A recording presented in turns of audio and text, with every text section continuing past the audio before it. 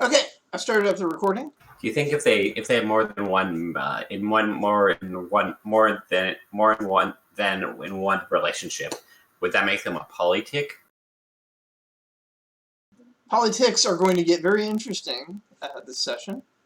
Who would like to give the You are retelling? muted. Distant.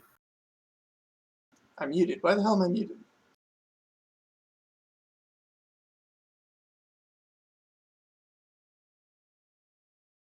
This made me think about the fact that I don't know how ticks reproduce. Yeah, we do not know if we don't know if ticks are amorous or not. Test. We can hear you. Okay, good. Slight disagreement between my two microphones. I only have the one microphone, but my software disagrees with that assessment. You have a microphone bug somewhere in your house. Alrighty. Who would like to do the retelling? We definitely need to get Kite back up to speed here so that the city of Lone Firma understands roughly what's been going on in his absence before we drop the big bombshell. So who recalls what happened last session? I know I did last time. Yeah, Tice did it last, and Miles did it the time before that. Have the guy that wasn't here do it. So, as I recall, we started off with each of our own individual problems, occurrences that were happening in our own towns, right? Like, so my leader was getting challenged by a guy that had a magical chicken summoning rod. He did not beat my leader, but I ended up getting a magical chicken rod. The Blood City his was whenever he got that new diplomat, right, that wanted into his city. Was that his thing? I'm pretty sure it was. Yep. And then he invited that diplomat in. Was it the druids in the caves? Is that your thing? The druids are in the alternate dimension. Oh yeah, like the druids that are always. I guess you've got two different versions of druids in your city. They're always fighting. I don't recall what your special event was. Well, Kite wasn't here, so he didn't have a special event. Oh no, he was talking about Marlowe. Yeah, I was talking about Marlowe. He's the one that's always got druids of like two different, like a high class and a low class sect, right? Marlowe's. Yeah, so there's the druids that live in the city. Then there's like the druids that call the moot, kind of the hermit druids that look at us a little askance. But yeah, our thing was that I think it was just a potential famine, right? And we just used our magical gardens to basically fix it. Everybody had to feed their people, but yeah, you specifically had there was a disagreement among the people, and you had a choice to choose between two guys. Yep. Yeah. Yeah, I chose the loyalist or innovator. Chose the loyalist. Everybody else had like less chickens in their city for some reason. And let's see. After that, did we go straight to the moot, or was the lich fight last time? Yeah, lich fight was last time. Lich fight happened before. So basically, it was we got it got happened before because we got. Yeah, if you're having a little trouble remembering, so first it was the troubles that you each had individually. Then there was the pirate lich attacking the coast, which you guys dealt with collectively. And then winter came. Oh, yeah. Then we had... So, basically, the lich was attacking a village. We decided that because the lich was collecting treasures, some of the cities wanted access to those treasures, and other cities were more interested in the lich. The druids blasted the lich out of his crow's nest from his ship, while he was trying to escape because the boat was inoperable, he was trying to escape in one of his smaller skiffs. The Blood City teleported him out of the skiff and to safety in the Blood City, offering him refuge if he would cooperate with them, and he did. And my city plundered everything, as we're wont to do. After that, winter came. I ended up the Wandering Rut ended up bringing in a hyena pack that was on the verge of starvation during winter. Trying to think, did anybody else have anything? I think the Blood City just worked on diplomat stuff with both their visitor from earlier, who I tried to warn him might be a vampire, and a vampire in a Blood City seems like a bad thing, but he's working with it. And then also the Lich tried to escape. And prior to that, he helped us talk to the what we thought was dead god is actually a dying god underneath our city. And there's he currently has one Warren follower somewhere, but we don't know where it is. And if that follower dies, then that god is screwed, and your city might be screwed.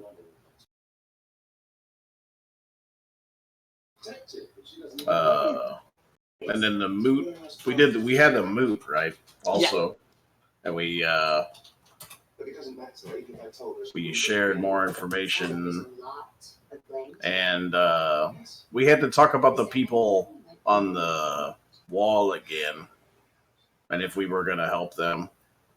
And I think maybe some of us did, and some of us didn't. At the moot, you guys all agreed to pool your information to try and figure out what was going on. And you made that roll. You sacrificed some books to the cause, but the roll was overwhelmingly successful, and so you guys deduced through all of your various spies that north of your little coastline, there's a mountain range, and this mountain range constitutes an empire that has itself 5 cities that are scattered across various mountain peaks and no notable way of sustaining themselves. It's not even sure where their food comes from. And north of that, where the mountains come down again into a valley, there's a wall that they've built at the edge of the mountains, which they man. And north of that wall is a whole lot of chaos. They're built the wall, and they're preparing the wall for an invasion of actual demons. Demons of chaos and destruction. And from all of the intel that everyone's gathered, it appears that these demons are real. They are chaos magic creatures, and and they're definitely actually up there. And so that was confirmed. The only major surprise comes when the representative from Loam Firma arrives. Because you've just had some of your reports finally come back. It was a long winter. You spent it mostly inside, dealing with your own internal things, making sure everybody ate. You did earn 5 experience points, which I've added to your character sheet, so you should now be at a total of, I think, 9 experience points.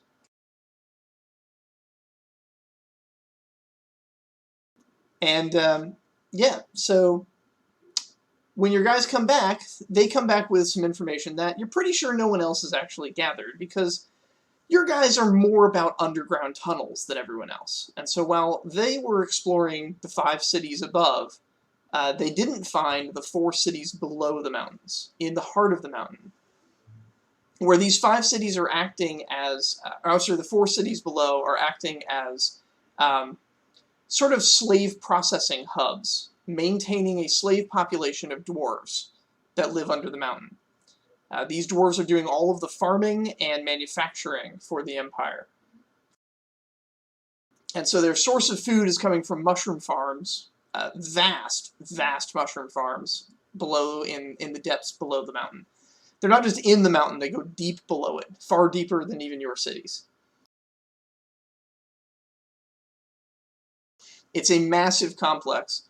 The dwarves are mostly kept enslaved by a system of debts. They're honorable people, and so they want to pay their debts, but they're also encouraged to gamble in order to gain higher station and greater privileges, food privileges, freedom from their labors and such. These games are all rigged so that actual total freedom is impossible, and they just keep them in a cycle of having lucky days and unlucky days.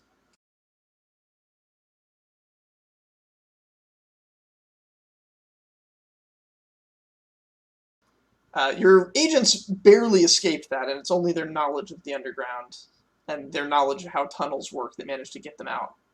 But that was the intel that you brought back from how the Empire functions beneath it. Your representative is at a star moot. The other representatives are here. There is no overt representative from the Empire, but it seems that the city of Runeterra has integrated an Imperial as one of their diplomats. And so while their king is here, he has an Imperial agent is the wrong word. It's more like an Imperial nobleman kind of sitting at his side.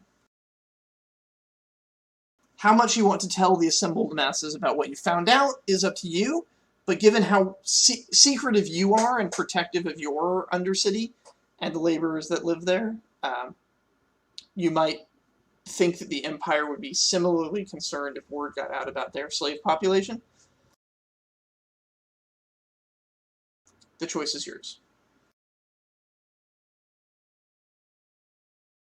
This is, of course, a diplomatic meeting, too. You could take people aside and speak to them separately.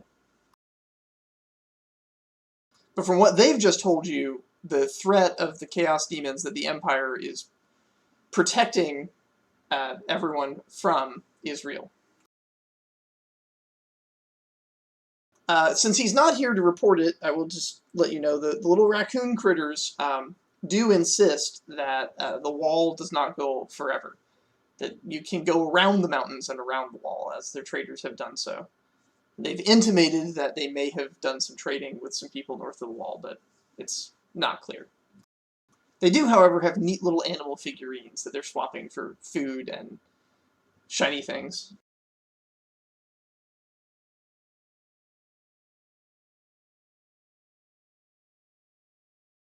So we're at the moot right now. Yes.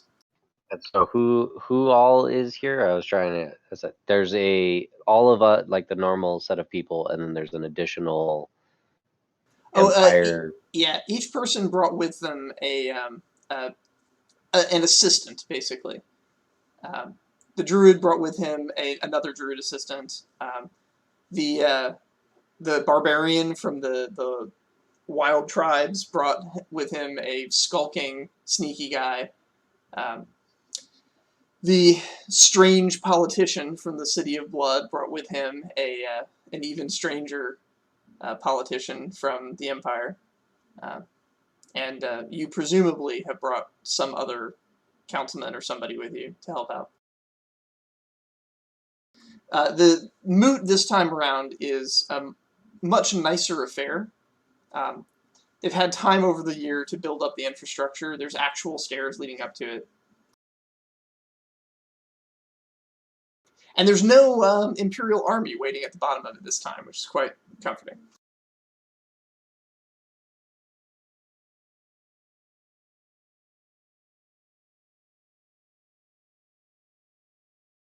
Certainly better than having an Imperial army there.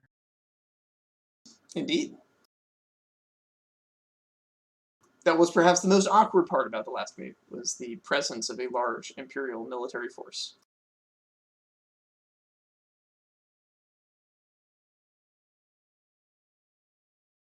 How often are these? Like how much time has passed? The druids read the stars, and the stars inform them of when it's time.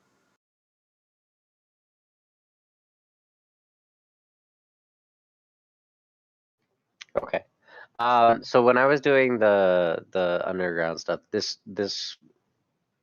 the area I found, this was under the wall itself, Under the mountains. or under their mountain cities. Like the empire's in the mountain. Yeah. So north of the ocean is the coastland. North of the coastland is the areas your cities reside in. North of those areas is the mountains. North of the mountains is the wall. North of the wall is the chaos. What's up, guys? Hey, welcome.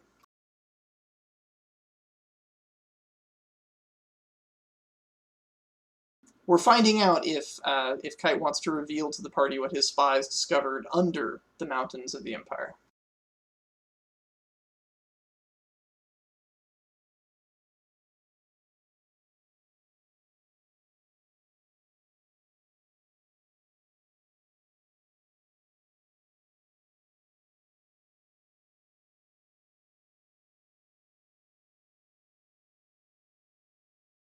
If not, we can move on.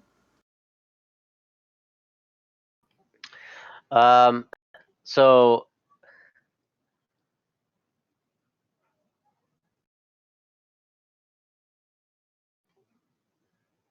I'm trying to think. I obviously don't want it to be within earshot of any empire if I'm going to talk about anything, because I don't know. You can try to take people aside during other activities, or you can simply suggest that he doesn't belong here and tell them to send him away.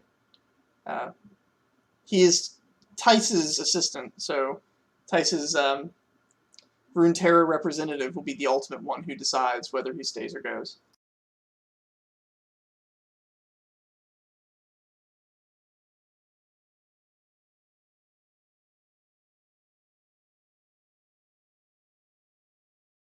My raccoons have immunity to external influence, so.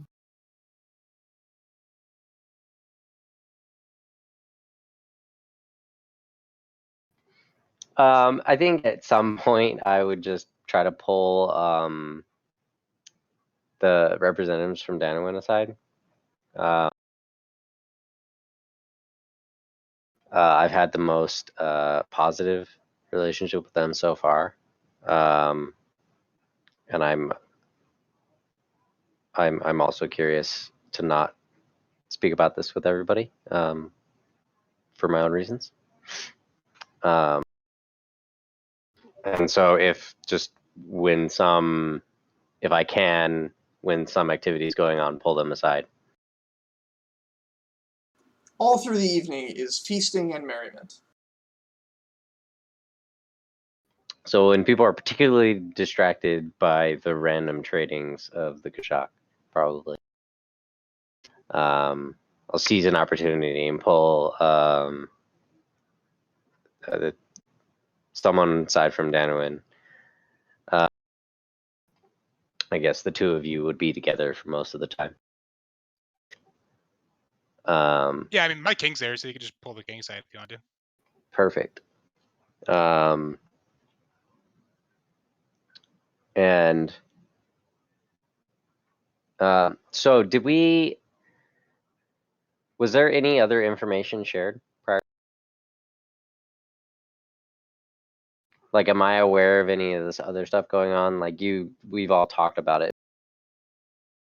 Yeah, like the information I shared was basically that the druids that I sent to the wall have concluded that there is a very real danger there. It's something very dark that we need to prepare for, and in what's going to align pretty well with what you've learned.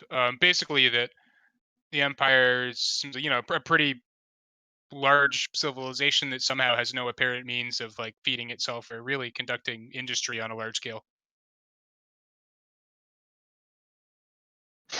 Okay, so that's perfect. So that I'm bringing you aside for a good reason. I'll say for reasons of how I acquire my information and privacy and other such things, I did not want to speak of this, and I'll look around and make sure the person from the Empire is far away from me, and also Tice. Tice is a town person. because I find it strange that someone from the Empire is even here at all. And I will tell Down's King that they definitely have a consistent source of food that they're pillaging from underground through not the best means. So they're talking about that guy that I think is a vampire, right? Yeah, the agent of the Empire that's with Runeterra is a vampire, yeah. Or so he appears to be some kind of vampire or cannibal. Well, can I have my skulker, like, since people are skulking in a corner, like, notice this and get me, like, intel or into this conversation? Totally, that's his job. Yeah. Do I have to roll, or do I just say that I... Okay. Yeah, no, like, he notifies me people are, like, skulking around, so I kind of make my way, and then I hear just, like, the inklings of that guy's name, and they have suspicions, and I kind of wander. I'm like, listen, I don't want to do anything to y'all cities right now. I'm not looking for treasure, and I know that's weird. That guy's a damn vampire. Like, I'm just incredibly paranoid about that. But yeah, I found it kind of strange he was drinking blood wine.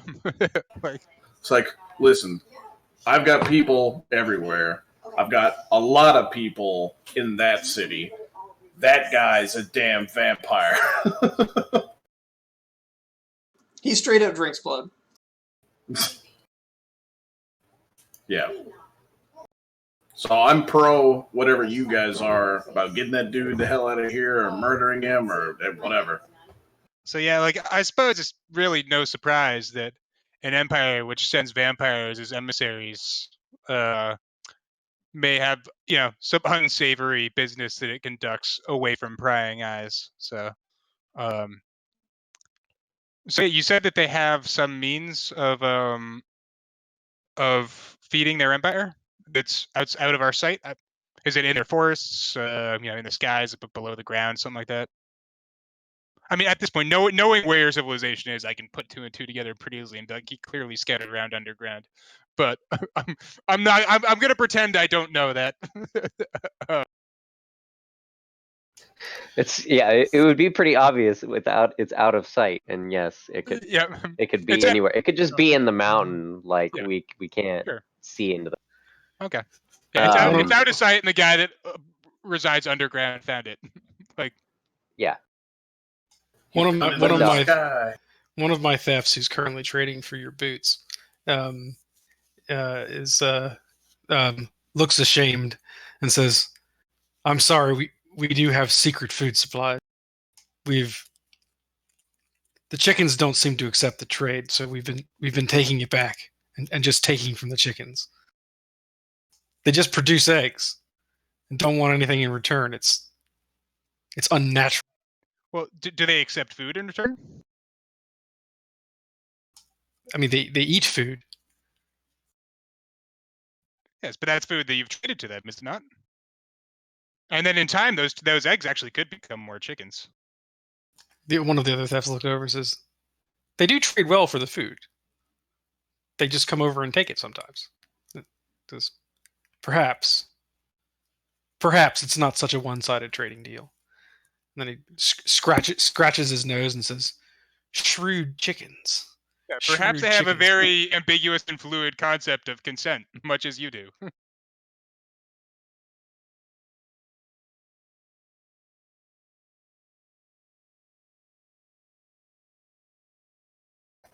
So, like, they're having their discussion, and I'm kind of getting lost on, like, some of their talk of chickens and stuff, and I'm just like, okay, so we're gonna kill that guy though, because that's usually how I do things.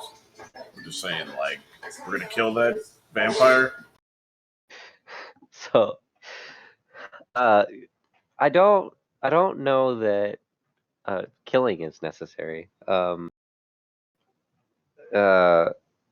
I I would say based on this information that you gathered and that I'm sharing with you now, and now there's a vampire. I don't understand why he's here. I also don't understand why, like, if we're all here to meet and the druids had us come here, right? It was druids that had us come here, right? Oh, also in the because you weren't here for it, so you don't know like the context. Basically, I mean, my guys don't. They find out things, but they don't have like the highest intelligence. So all we know is that guy disappears, and we're fairly certain he drinks blood, and people like are becoming lesser in the areas he's going to. So when we say vampire, we're kind of just being like, we don't have any concrete proof. It's just that we think that's what vampires do, so we're yelling vampire pretty much. I mean, Gotcha. For all you know, he I, might just be I would urge a cannibal. little bit of caution here, just because the this vampire seems to have ingratiated himself with the Lord of Runeterra. So killing the vampire would likely make an enemy of him, and would likely make an enemy of the Empire itself. They've sent exactly one emissary down here on a semi-permanent basis, and if he turns up dead, there will be consequences to that. And if we decide those consequences are worth dealing with, then so be it. But it will not be a consequence-free action. Hey, True. if you can hear me, okay? Can you Yeah. hear me? Yeah. So, like, for all you know, really, he might just be a cannibal, right? You haven't actually seen any of the normal supernatural stuff that a vampire would have. Now, Yeah. to say that he's just a cannibal, that does mean he is a cannibal. But that appears to be true of a lot of Runeterra. From a meta perspective, I've struggled a bit with trying to figure out, like, why exactly would my king even sit down at the table with Runeterra? And I'm just like, I'm trying to come up with reasons, but I'm like, these guys are just the straight up antithesis of everything we believe in. It increasingly seems like so.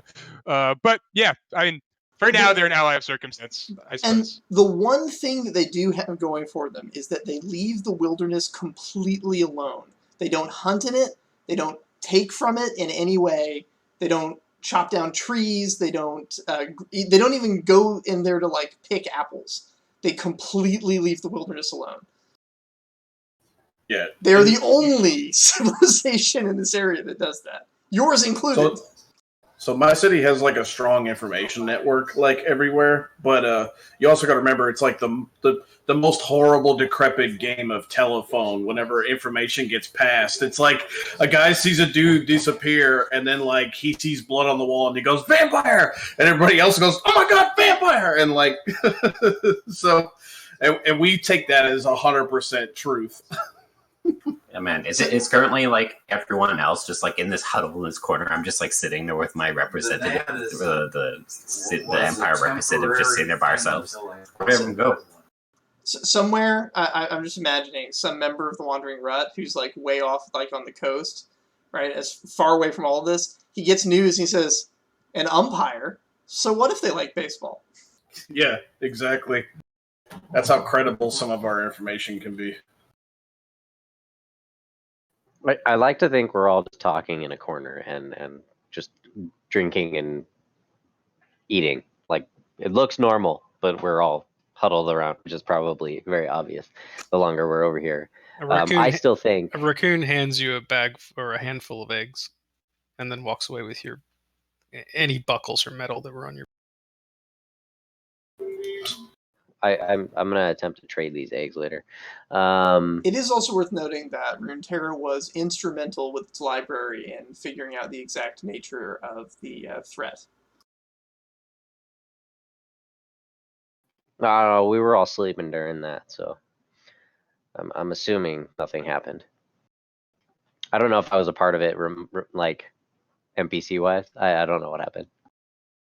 Yeah, I don't know if your emissary got here or not, but yeah, when everybody else was pooling their resources to figure it out, they opened their library, and they had books on the demons and the nature of the magic, and it all lined up very nicely with what the druids had observed, but in far greater detail. Gotcha. So what I'm trying to say to the people kind of gathered around me and the guy shouting vampire, is based on the information we've gathered, or that I've gathered and you were supplying. It seems best that we have reasons to kind of work with each other, but I think this is not a time for the Empire to be here. This is a time for us to discuss things, and I think it would make sense for us to ask that the Empire is not here, like that they do not attend this gathering we have. And then just kind of like gesture to the other people around me and see how they feel about it. I'm not suggesting, as I look at the wandering rut person, I'm not suggesting that execution is the way to have them leave. So I kind of like elbow him, and I'm like, yeah, you're right. Too many people here. I get it. Yeah, wait till kick them out of here, and then wait till they're alone in the forest. No, I get you. Yeah, I'm down with that plan.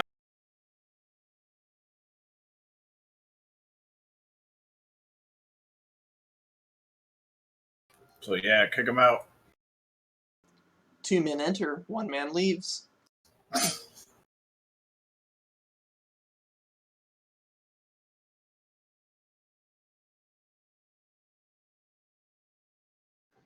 All right, you guys make your way back to the main table that the druids have set up for diplomacy. Everyone has very nice chairs at this table. Carved wood with decorative veins of red wrapped around them.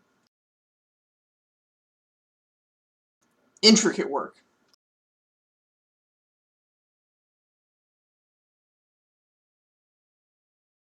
Were these the ones that I brought, or were these the ones that the Ritz had? They're definitely in your style, yeah.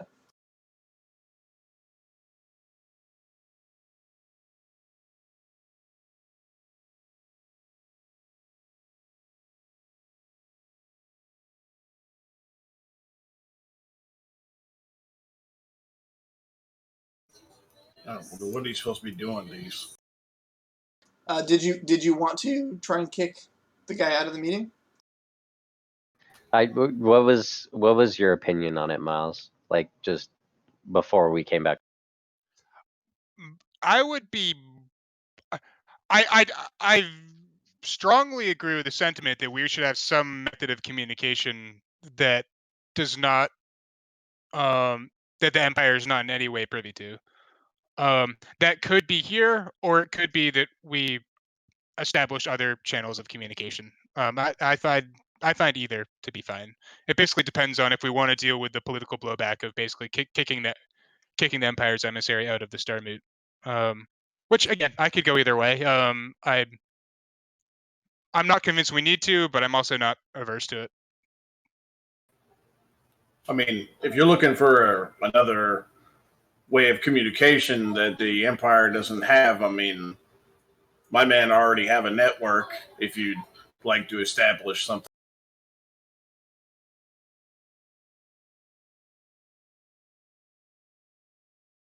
Formalizing diplomatic relations between all of your nations by establishing official embassies in each. Yeah. So that's not what I'm offering. It sounds like that's what I'm offering, but that's not exactly what I'm offering. I mean, I already have an ambassador with Lone Perma. So I suppose this is not a bad time to formally offer. If anyone else is willing to, accept ambassadorships or emissaries, that's certainly something that we would be amenable to. I let them know, like, that's fine. My people are more like roaming type, so it's like we wouldn't set up necessarily like a building, but we would have contact with my people there. If you'd like to, if would you like me to send some your way? Sure. Cool. I'd like to increase the size of my spy network at his town. I mean, at least this way I know who they are. I mean, you have contact with them, sure. If everyone is in agreement, then all of you can get a quality 1 embassy in everybody else's city. Anybody who already has one can increase it by 1. Spy networks are equivalent. Yay. But everybody has to agree. I'm guessing this is before they get back to the table and offer me embassies. Because clearly everyone wants embassies in my city, right? I think this conversation probably happening after, or either concurrently or after. If it's happening concurrently with the last conversation, then yeah, it'd be before we get back. If it's happening after, then I assume we'd want you to be part of this conversation. That's fine. I can add more quality to his city too. Actually, I don't think I have technically spies in the cave yet. I think you have one. Oh wait, so which one of you is Rune Terra and which one of you is Terra Firma? I'm Rune Terra. He is Terra Firma, or Loma now. It used to be Terra Firma, now Terra Loma, or something Loma something. It's Loam Firma. It's so beautiful. Firma, is that the cave? Let's just call it the cave. I like the cave. Okay. That's the wandering rut speak for Pretty much. from. Is that the cave one? Yes. It's probably just easier just to rename mine Blood City for just simple terms. That's exactly what I named yours. I think the only city I don't have spies in is the Raccoon City because they would be easily noticeable. But They'd not have necessarily. to wear really stealthy raccoon costume. They might be noticeable, but they wouldn't necessarily be like kicked out. They'd just be traded with repeatedly. Yeah. They try to send secret messages to each other. All of a sudden, the secret message is just an apple. Like, so I take it, Tice, you're interested in my roaming communication network? well, I'm always glad to have friends to come visit my wonderful city, if you wish. Okay. That's quality 4 in your city there, buddy. Go ahead and try to kill him. Ed, you can consider your embassies to effectively be trading posts, since that's the primary means by which you interact. Sure. So, does anyone want embassies in my place besides the Wandering Rut? Yeah, I do. I want MCs to everyone. I want to know what everyone's up to, and I want to be able to get information to them and from them quickly. I don't see that. I mean, I have communication through like my spy network and everything, but I don't know that I have anybody set up any kind of anything in my city yet. That is not entirely true. There are some people with trading posts in your city. Oh, I never remember anybody saying when there was trading post time that they were interested in the rut, but all right. I rolled a pretty high espionage roll to set this out into everybody's city. So Yep. it's just raccoons wandering around. Yeah, trading Everywhere. gold for eggs. So currently, what should we have in our inventory for this stuff? So everyone should have an embassy or equivalent in each city. They start at quality 1. If you already have one, you can increase it by a quality of 1. And we're considering trading posts equivalent. Trading posts and spies are equivalent. For the Wandering Rut, the Druids are helping you to have...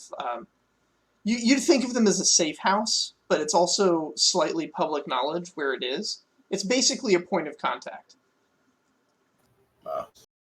Think of it like a mailbox. You don't have to live there, but that's where you go to pick up your mail. Yeah, like my city barely has walls because, like, if we're ever under siege, we just retreat back to the Dunwyn. So like, we do have walls, but we're okay with everyone knowing where we are. We're centrally located for trade purposes. We're on a river. We're pretty much cool with it.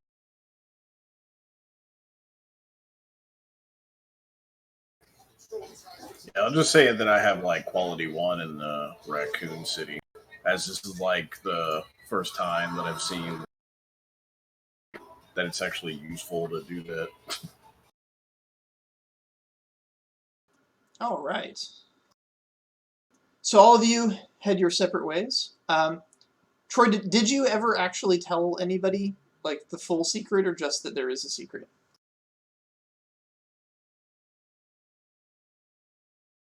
As far as I am sure that the Wandering Rut heard some of this as it went, but as far as it was, like, it wasn't the full secret. It was just I there was no point in me not giving the information out that it was underground. So Miles should be aware, and the Wandering Rut can be, because they were skulking. So I really can't stop that. And so I was just that they have a constant source of food. It's underground, and it is not like, I didn't say how they were getting it. It's just it's a not It's an good, unsavory method. unsavory method of getting getting that food. But they have constant food, and they have way more than like we do. It doesn't look like there's like actual monetary or like worth value in me really like trying to figure out what that whole secret is, so my guys probably wouldn't even bother. Oh. So each of you heads back to your respective cities. In the springtime, of course, growth is abundant, but still it is necessary to feed your people. So we're going to do I'm going to do a hunger roll here. We'll see how well you guys address the issue. I know that. I think it's only. What I think didn't we do the hunger? It was only the underground city that would have to roll this time. So I think we did it right before the lichdom. Yeah, so it's been like 6 months since you fed your people. Oh, okay. Okay. The hunger roll this season is a 4. So all of you have 4 hunger that you need to deal with somehow. Of course, you have your leaders to attempt to address this with. Many of you have multiple leaders now.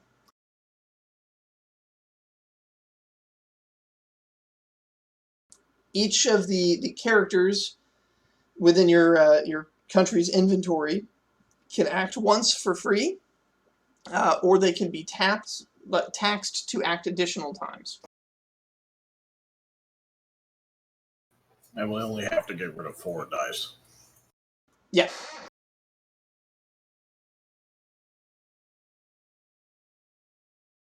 Holy canaries, Ed! What was that? That was my roll. That's your feed your people roll? Yeah, the chicken thing's working out. It is working out very well. Eggs for everyone. Now that we understand the subtleties of chicken trade. They are crafty traders. That's a fact.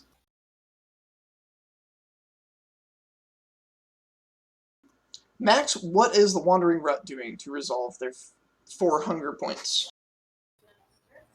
So if every one of my NPCs has a free roll without doing taxes, does that mean my leader does 5 dice, my spy guy does 3 dice, stuff like that? No, they would give pips towards what they're rolling, but your country will be using its stats for the roll based on what you're doing. Your leader is very effective at leading. Your skulker is very effective at skulking.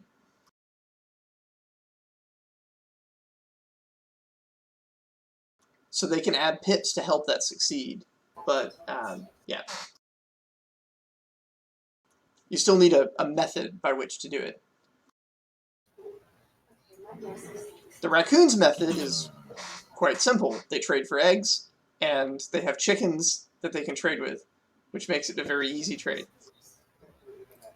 I'll say that I'll have the skulker using the spy network under the leader's direction to like siphon food. Not enough to be noticeable, but like siphon food from like other nations. All right, go ahead and make the roll. Who are you siphoning food from?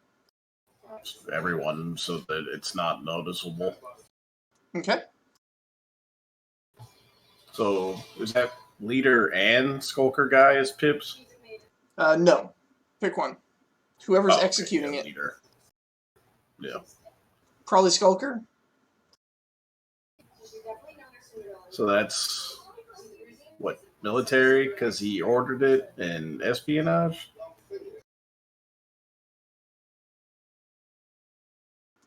Military would be like kind of going in by force. Taking it. Yeah, this is more intrigue. This is intrigue plus espionage. Yeah, it's still pretty good. Because you don't want them to notice.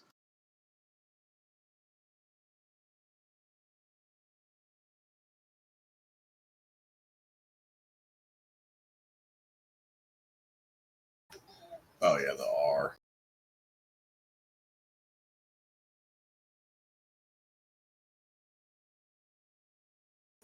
I got 3. All right, not bad, not bad. And your leader can try and do something too. For free or what? Yes, but tax him? if you have him do something, then doing anything else this turn will require taxing him.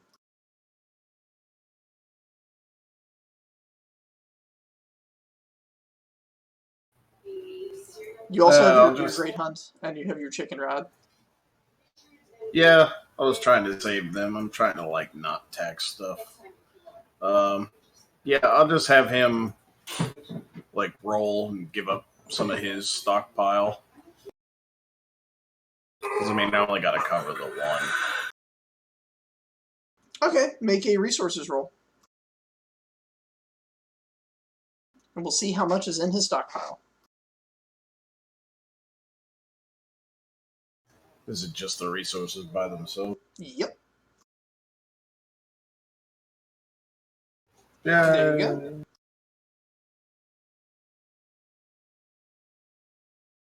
I'm more than covered.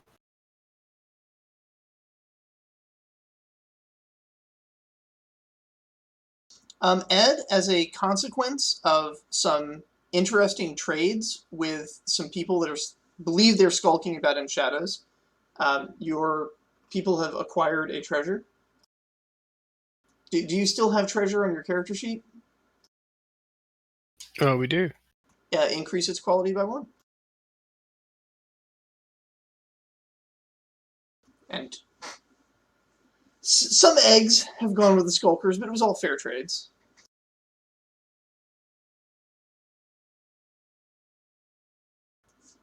Runeterra, how are you guys dealing with your hunger issues? There's only 4 points you have to deal with.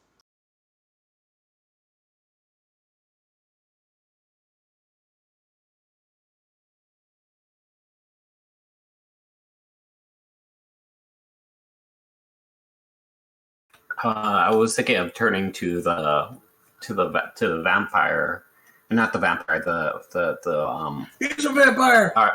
our esteemed friend over, and be like talking to him and stuff. Be like, well, you've seen all the delicacies of our lands. What if we made shared embassies and possibly trade food? Maybe we get some delicacies from your lands as well. Go for the more diplomatic route. Okay, so make a yeah. Let's see. That's definitely going to be a infrastructure plus diplomacy. And then I could use my my leader for pips. Yes, you can.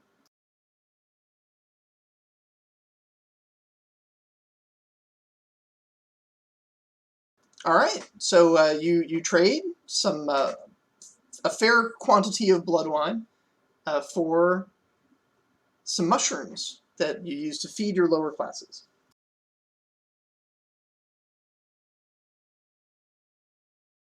Koreth, how are you feeding your people? Well, I think an agricultural role will be able to take care of this. But first, I'd like to use my loyalist druid to try to recover the existing agriculture. Okay. So would I just roll his quality, basically? I'm not sure how that would work. So he gets a free action without taxing his quality. So what you would be doing is you'd be rolling an infrastructure plus agriculture to rebuild your agriculture. Your agriculture is Alright. only taxed by one, so you only need one success to rebuild it. Alright, this should be a pretty easy roll. It should be. And I get his quality in pips? Yes. Alright, cool. 5 successes to spare. All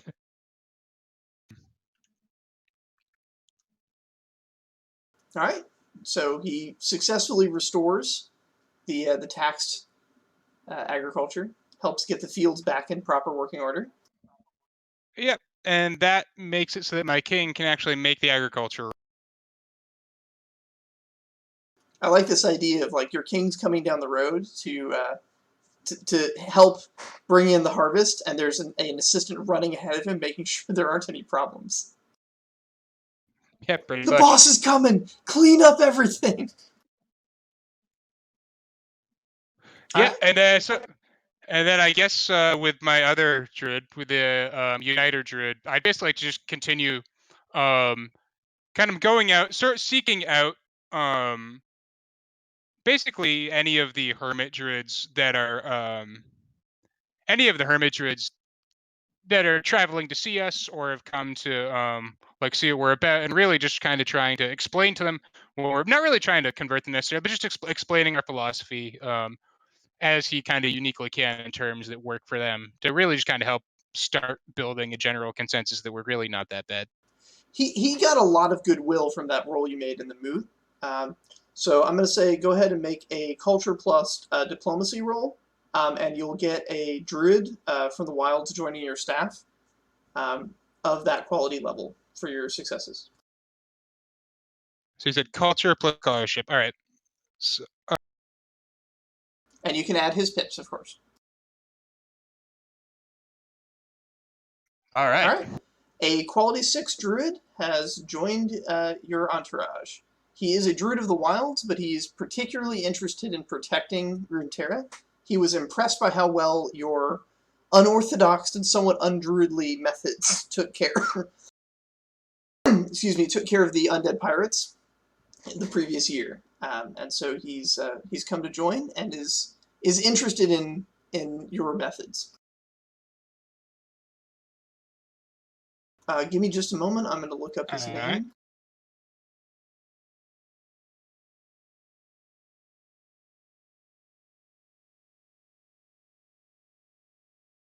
His name is Uthalor.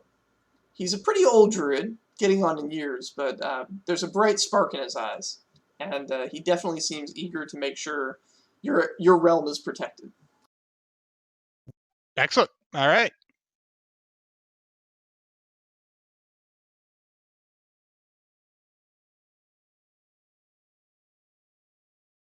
And last but not least, Lomfirma. How are you guys handling the hunger issue?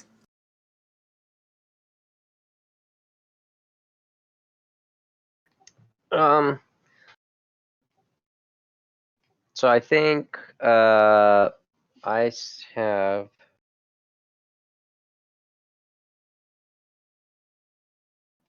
that druid. So we've set up like different like I don't know what to call underground farms. Mushroom farms.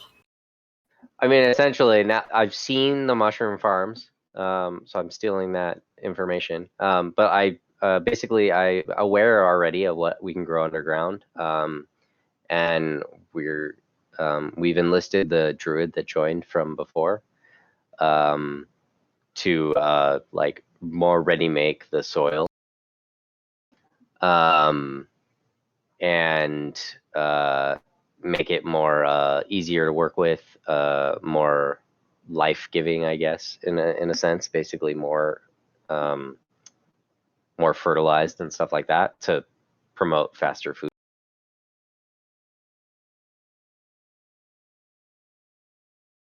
And more abundant food growth. So Okay. how do we use? Is it just pips from that person? Yeah, so that Essentially. would be an infrastructure plus agriculture roll, and you'll use that person as an item to give you pips towards that roll. Got it. When we use items, we decrease quality 1. Is that what we do? Well, the first time you use him this turn, you do not need to decrease him. So this is his standard spring action. He's going to go out and do the thing he normally does. If you need to use him repeatedly, then you're going to begin taxing him.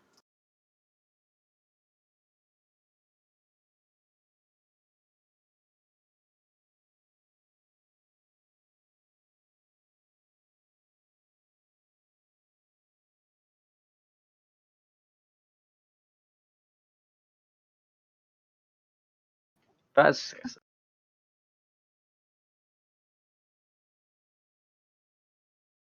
All right. So everybody's people are well fed,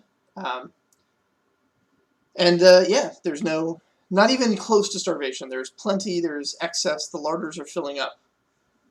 In the Wandering Rut, this excess, this success, has actually made your leader fairly popular, and 2 people have come forward to try to gain the king's favor. They want to basically serve as additional personnel in your retinue. But of course, they're both trying to come forward at the same time, which has led to an argument over which one gets to present themselves first. This argument has led them over into the fighting pits, and now only one of them is going to survive. One of them is a fightery type of person, the other is a magic-y type of person. Which one survives the fight, and what is their skill or style that helps them survive?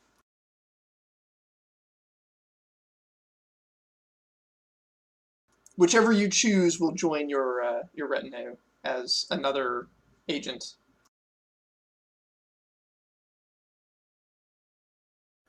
It's like I got a whole place full of broody people, but it's weird that a mage would have gotten this far. I mean, must be pretty skilled. True, I'll say a lot of good that skill. given the fact that he's liking to hang out in a place like the Wandering Rut in the wilderness, I can only assume that his affinity is Earth, because that's the only real abundant source for him to really be pulling anything from, at least as far as I know or understand. So I'll say that he pretty much just uses like the wasteland and the earth and sand and stuff to overcome the warrior, and has very little trouble taking that guy down.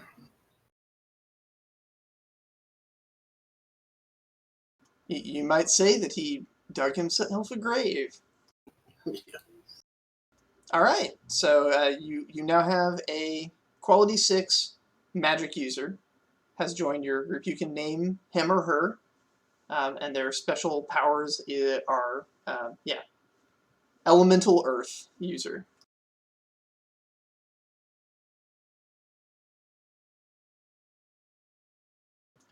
Runeterra, the Lich has made several other jailbreak attempts, but you've now pretty much nailed down where how he's trying to get out, and he's pretty well secured at this point.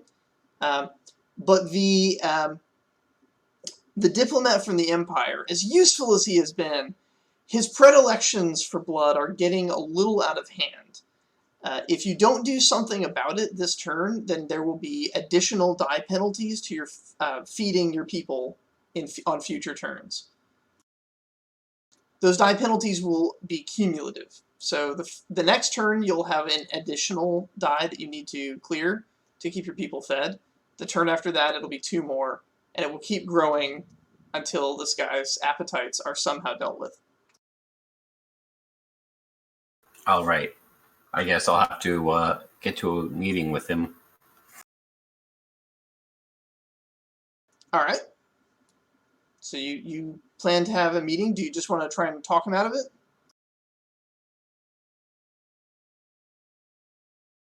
What's the game plan? I'm going to I'm going to talk to him about like where as a gracious host, I love I like to make sure my guests are well fed. But if a guest starts overindulging and overindulging himself on the owner's stuff, that he's not becoming a diplomat anymore. He's just basically stealing from what's supposed to be a diplomatic thing. So if he wishes to stay in the city, he needs to bring some of his own wares so that it doesn't so that the balance between the Empire and Runeterra doesn't be ruptured because of his own greedy nature. Okay. So his sort of You just call the vampire greedy to his face. yeah. His counter argument is that he brings great value as an ally of the Empire, and that you shouldn't begrudge him a little bit of wine. He's downplaying it. This is going to be your intrigue plus diplomacy against his quality. I'll roll his quality.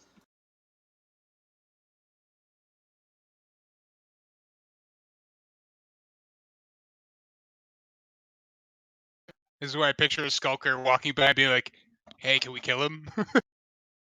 I don't actually see him in your inventory. Oh, I never got him as a inventory thing. Oh. You kind of just said that it was in my city. He didn't actually give him a quality or anything. Okay. So, quality 6. I'll just roll for him. Yeah, Tice, my people are always around because we don't like that guy. We tail that dude.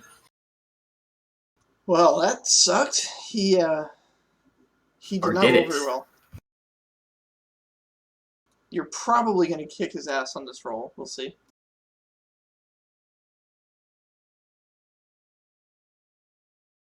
So you said it was intrigue versus intrigue diplomacy? Intrigue plus diplomacy, yes.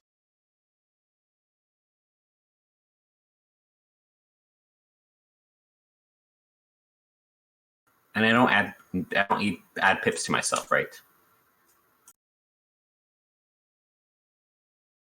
Are you sending a specific person to talk to him? Yes, I'm sending my as of course as someone as highly as a guest of the Empire, I send my king goes to talk to him because Okay. he has to make sure everything is. Did you use your king to get the food from the Empire last turn? Yeah, I can spend a tax on him if you. So you'll tax him by 1 to use him for this, but then yeah, you get the pips.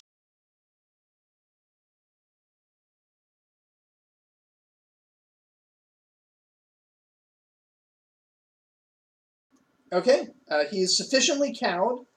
You can add him to your inventory as a quality 6. Not a vampire. Yeah, okay, you got it. Not a vampire guest. I like that name. And yeah, there we go. So that is dealt with. Let's see. Yes. Korath and Danuen, you guys have noticed a little bit of a problem with the river that runs through your city. It's drying up.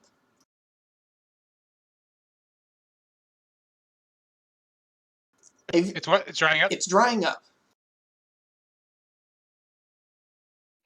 I guess the first one we'd want to figure out is why it's drying up. A very brief investigation indicates that a beaver dam has been built, which is creating a lake up in the mountains. An outflow from this lake has not yet formed, and so you'll want to either begin a public works project to destroy the beaver dam or to create an artificial outflow when the lake fills up that will flow back into the river properly. I'll do the latter. I'll create an outflow. Nothing wrong with having a lake, and don't want to begrudge the beavers their dam.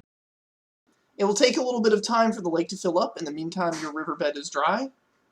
which will impact crops potentially. But yeah, go ahead and actually you don't really need to roll. This is a fairly simple thing.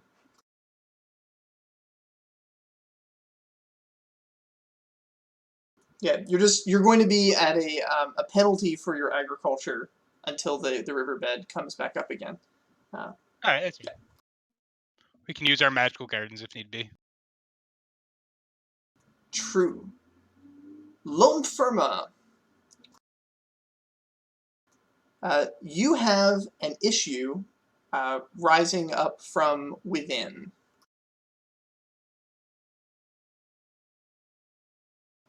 It seems that groups of your servant class from the city below are trying to organize to get better services, better rights. This happens from time to time, and as such, not only will it need to be dealt with, but the council is considering recruiting dedicated bodyguards. They are also somewhat worried about when members of the council travel abroad to these star moots and things, and so the assignment of dedicated bodyguards is a concern. How do you want to go about first dealing with the attempt at creating a union down amongst your people, and secondly with the choosing of bodyguards?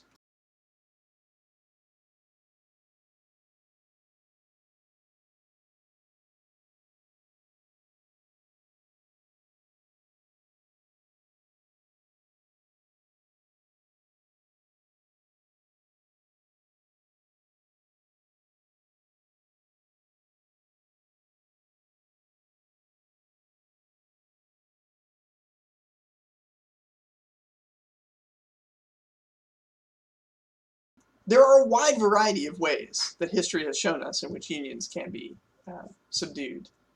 Diplomacy, negotiations, military force, the silent and secret assassination of all their leaders.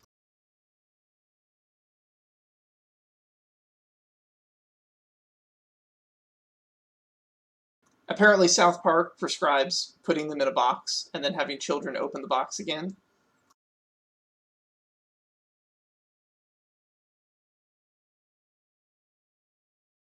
Those who've seen the episode know what I'm talking about. In context, it makes a little bit more sense, but not much. Dave was talking. I'm talking now. Can you hear us?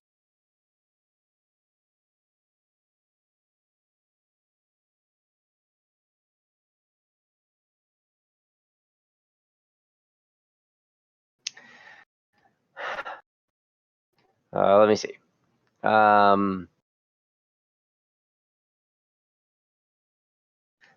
Okay, for the Upsurgent,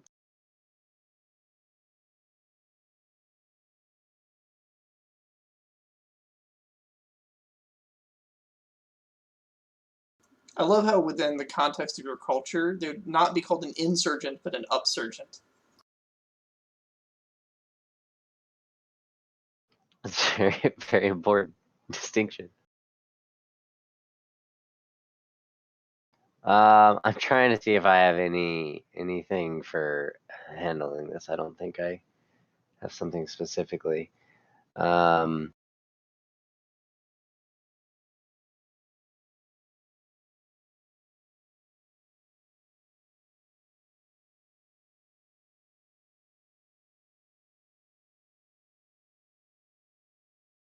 If you want to put it down with violence, military plus army is a good way to do that.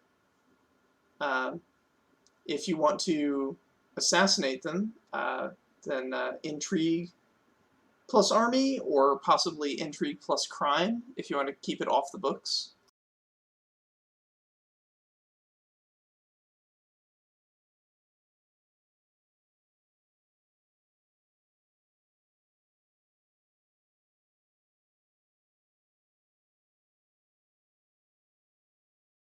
What are making sure I spent my skills correctly? What are ramparts considered?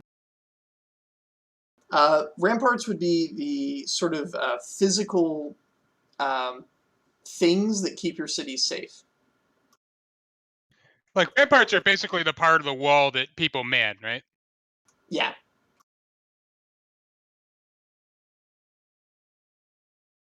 It totally makes sense that your ramparts are really high because your city is underground, making it incredibly difficult to attack.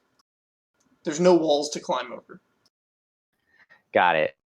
Yeah, that's what I was thinking initially when I did it. What I'm trying to think of is basically not necessarily to not to like kill the union runners or whatever, but basically to key in on the ones that are the highest proponents of the union thing, and then kind of lock them away and re-educate them. And release them when they will provide the opposite effect they are. But I'm trying to think of what skills those are. Doing it in secret, that seems pretty intrigue. The actual re-education would probably be a medicine thing.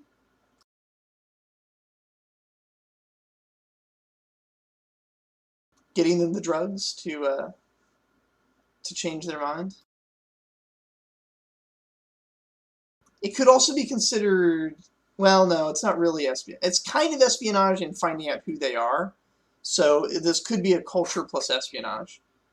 You find out who they are, and then you force your culture upon them.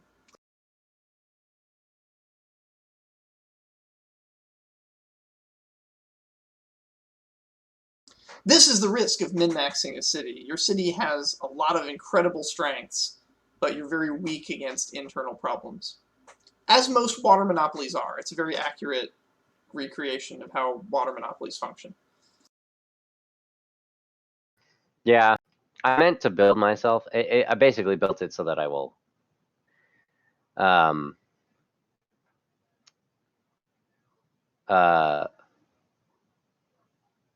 so that if anything happened, I wouldn't have to deal with it, kind of thing. I'll just do it as a show of force thing, and then I feel like in this situation it would be like basically taking the people that are kind of leading the uprising, and not quietly, but like taking them and publicly doing a public, not necessarily public, just taking them and basically locking them away. And it's not like re-education in the like terms of manipulating their minds or whatever. It's just re-education, and like the army has basically put them in prison for violating like the laws we have set up for this, which is we work to keep people like fed and stuff like that. And you're going against that, therefore you're breaking like the laws of this like city. Okay, so a very public trial, basically. Essentially, yeah. And so basically locking them up. I'm assuming that would be either military or intrigue. I don't know about infrastructure. That's not really like a thing, unless the prisons. And then I'm assuming that would be paired with army. Yeah, if you're making it all about your laws, I would say culture plus army. If you're making it about enforcing the will of the council, then that would be military plus army. But if this is happening not because the council wills it, but because the laws that even the council must obey have it clearly written, then that would be culture plus army. Yeah, I'm going with that and say it's culture plus army. This is the way things are and must be to survive. And it was agreed upon long ago. Just because they've forgotten doesn't mean it's not. All right, you're going up against a 3 success.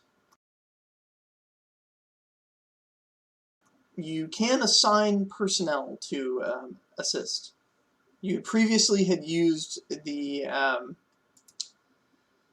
you previously used your druid friend in the last one, so if you use him again, you'll have to tax him. But you could also use your council elder, who you have not used yet. Yeah, I mean, it would make sense for it to come from the council elder, considering He's a bit They taxed should at the upload. moment, so his effective quality is 4. yeah, which is Coincidentally, if you end up needing help, you do have people in your city now that do specialize in getting rid of problems. It's true. Just saying. If you're willing to reveal that the Undercity exists to the newcomers, they are pretty good at this sort of thing. I think I'm already in the Undercity, aren't I? You have a diplomat in what you believe is the Undercity. Well, spy network, but yeah.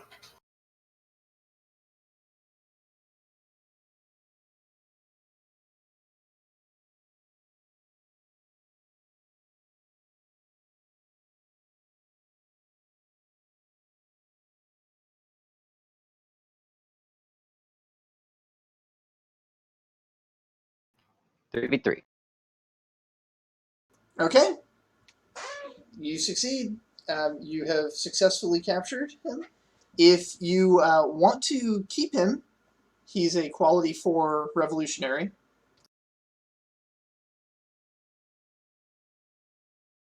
Such a weird thing to have. Tice has what's your necromancer? Is that quality 8 necromancer that you have in prison?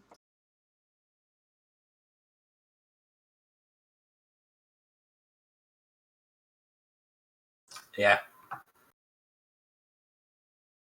I'm definitely gonna fix it next time I can. And then the second thing that you need to deal with is that your council is concerned and wants a dedicated bodyguard assigned to accompany council members who leave to go to these weird diplomatic meetings. What is your method by which you are going to select a bodyguard?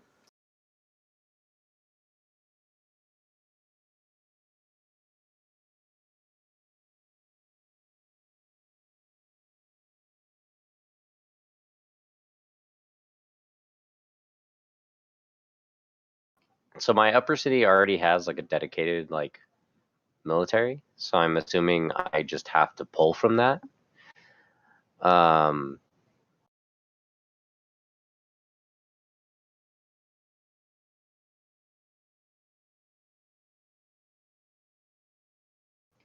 don't imagine there would be resistance to that, but I'm assuming it would leave me open somewhere. Like, how could I handle it? Like, could I tax something? You can. So no one's going to refuse the order, but the method by which you select will determine what kind of person you get.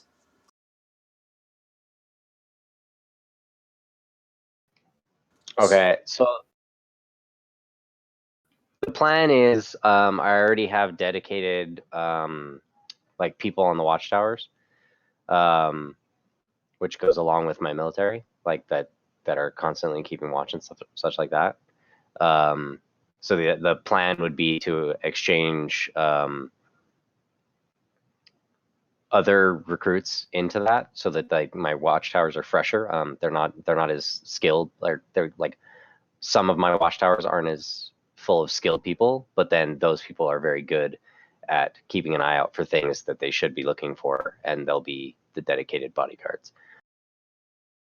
All right, make a military plus watchtowers roll, and the result of that will be the quality of the sniper bodyguard that will be equipped.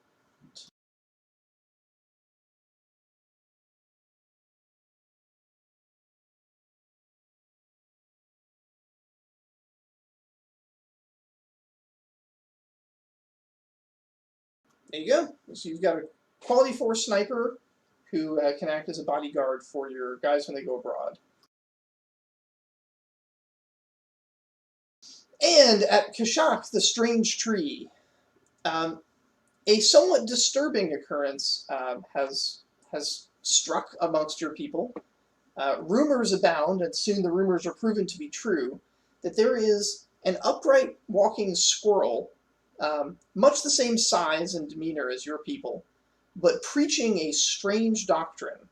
It's a doctrine of trade, so you're familiar with that, but much to the chagrin of your traditional thefts, this squirrel is preaching a doctrine of the trade of information.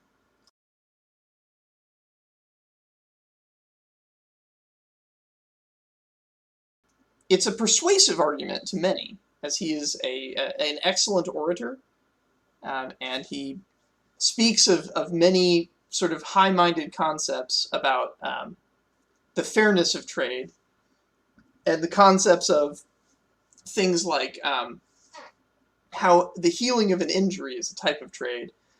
And so he talks about information not as something you give away, but as lack of information is something you cure, much as food cures hunger. And so a person can trade for information to satisfy their hunger without you losing anything. And so in that respect, you can, engage in a new type of trade. How does your primary city react to this sort of cultural challenge? Poorly, with incredulity. One cannot trade something without giving it away. It has no value unless it's given away. Ignorance can be given away by the reception of information, argues the squirrel. If you wish to allow him to stay in the city and preach his gospel, it may negatively impact your quality, but on the other hand, he is a very charismatic and clever trader, very agile. It's a quality 8 Ratask. Can join your city if you wish. Or you can... Yeah, I mean, they can come in and talk. I mean, we have a Q10 immunity to outside cultural influence, so he can do what he wants to do. That's right. You took immunity. That's awesome. Cool. All right, so you have a quality 8 Ratask in your city. He's just going to get progressively more frustrated, I think, but that's okay, because we're going to trade for his tasty apples. So, and they are very tasty apples. They do sometimes cause you to remember things that haven't happened yet, but they're very tasty. It's okay. I mean, it'll become one of those rites of passage thing where one of the raccoons will go up to the squirrel and trade it some information, quote unquote, with for some apples, get the apple, and then go back to his friends, and they all chuckle and walk away. The Ratask loves this and returns scamming the squirrel is what it will be called. Scamming the squirrel. The hilarious part, of course, is that when the Ratask gets back to the World's Tree, he's going to have a treasure trove of information, which only encourages him to keep coming back.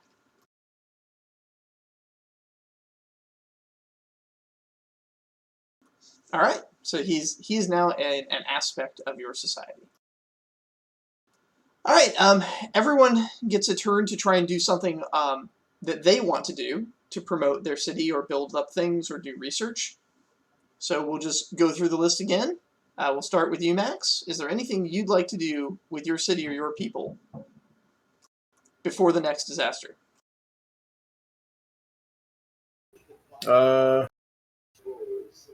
Increase the quality, so probably the size of my hyena pack. Because it's springtime now, and I'm assuming they're mating. As they have been domesticated. As they've been domesticated, this would be an agriculture role. This would be infrastructure plus agriculture.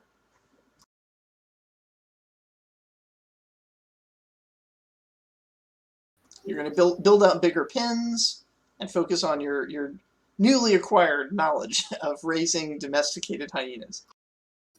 Uh, that type of role would be horrible for me. Is there any way that I could use the Great Hunt and basically, feed their bellies? Because, I mean, I'm hunting specifically for them. If you are looking for a way to use survival, bear in mind that your people might be the ones being hunted. Well, damn. That almost sounds like a rite of passage. Don't get eaten by the hyenas. Go. I mean, that's one way to keep your guys fit and ready, right?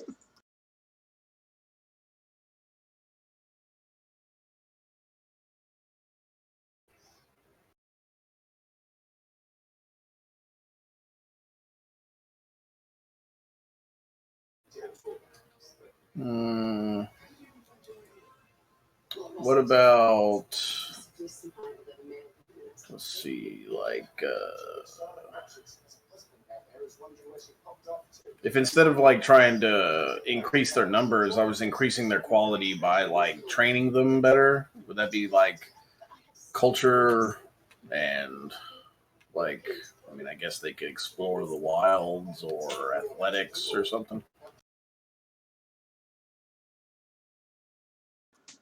Being as they're now kind of a domesticated animal, almost anything you do is going to be somewhat agriculture related, but you could try teaching them tricks. That would be entertainment.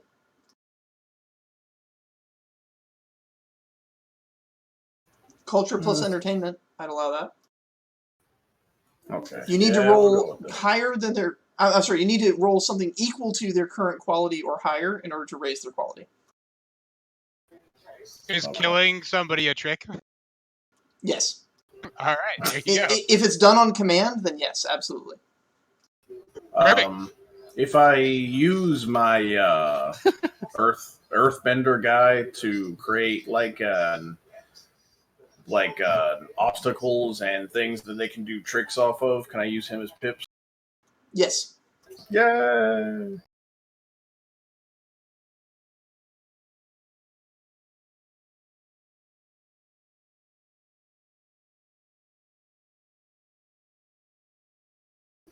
Woo! One higher than they currently are. All right. So they go up by a quality. Nicely done. Runeterra, is there anything you'd like to do to develop your nation in this interim period?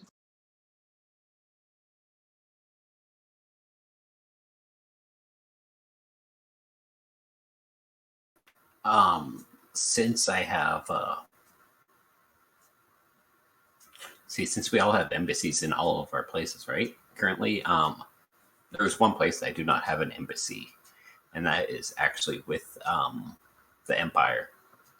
So since now I have my friendly guest now, I would like to properly have an embassy built in our place, like placed in ours, and also properly built embassy properly built in one of their cities.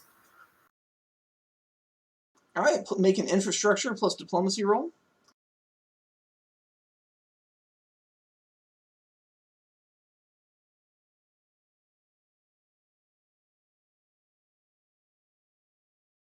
And you may distribute the successes between the two embassies, however you see fit.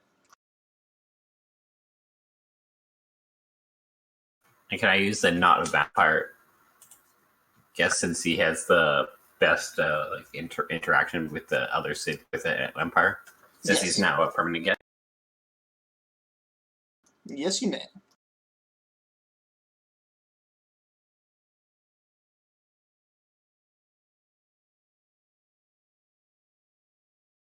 So yeah, I said infrastructure and what's it called?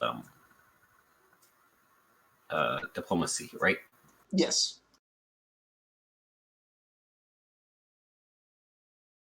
I'm gonna blow my talent on this.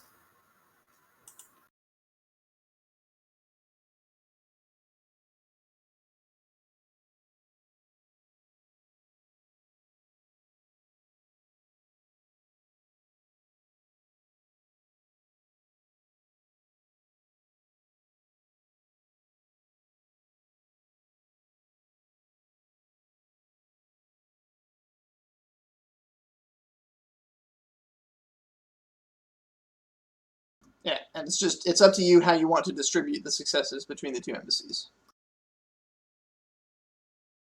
They're very fancy embassies, probably though. Yeah. So I have to what's it called? I both of the embassies will be on my sheet, right? Yes, they're both items in your city's inventory. Technically, one of them is located inside the Empire, but the Empire recognizes it as sovereign Runeterra territory.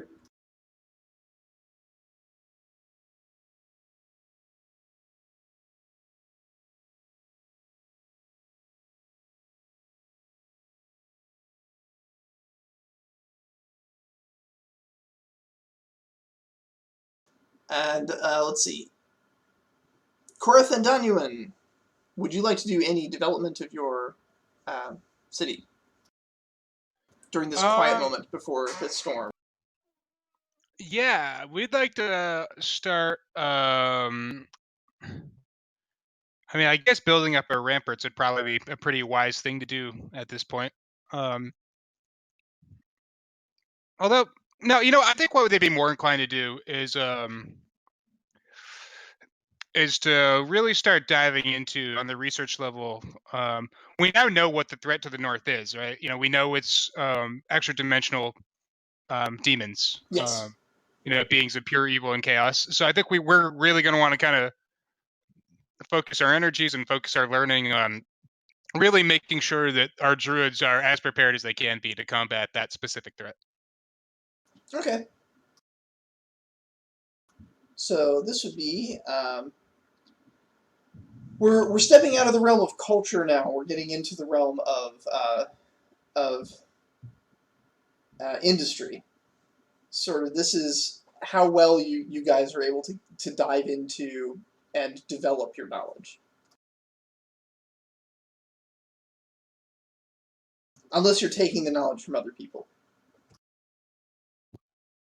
No, this would probably be a little more on the innovative side. I mean, my initial assumption was military, but military industry either works for me. Interesting. What was your argument for military?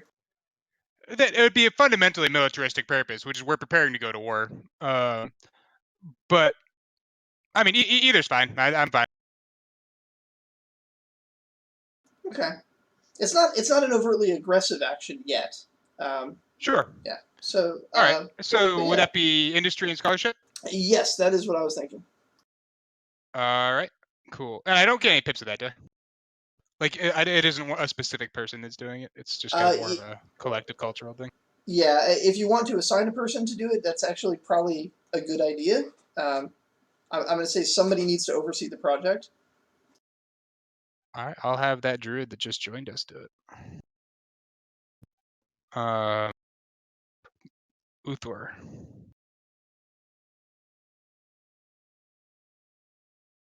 All right.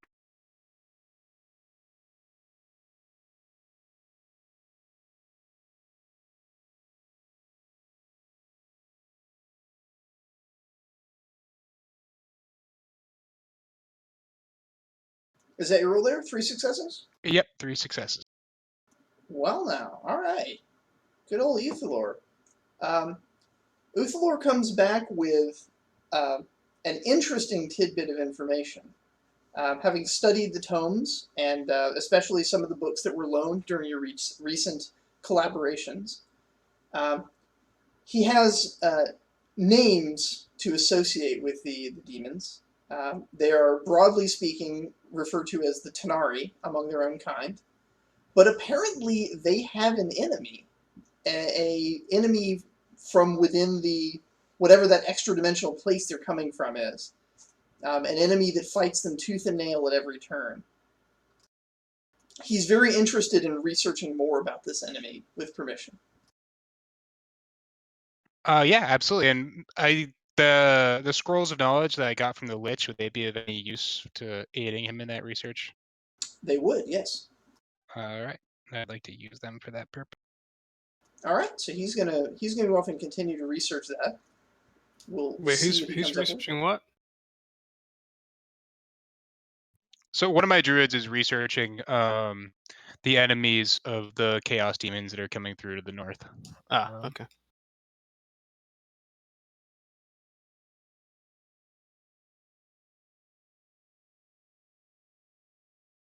He's trying to find out if there is an ally to be had there. Gotcha.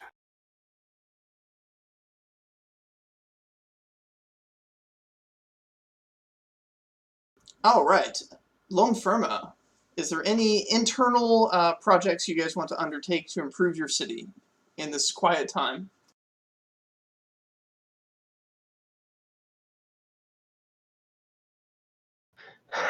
Is it possible to like to?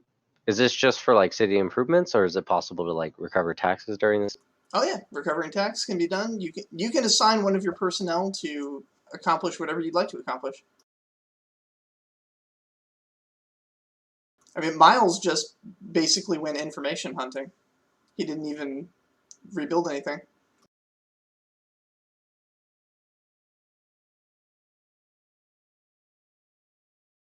Broadly speaking, there's nothing else going on in the world at large yet, and so this is a good moment to try to accomplish something for yourself before the next disaster requires your attention. Gotcha. So I want to.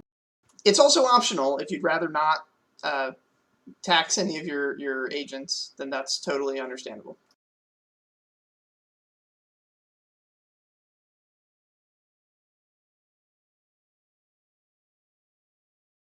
But you do have a shiny new sniper.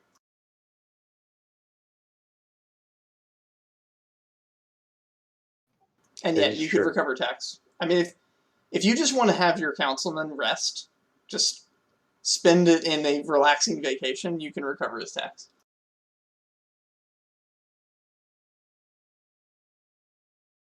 Yeah, I was thinking of just having him rest and leave like the matters to the other council for a short amount of time, so that he can actually come back and take on the next.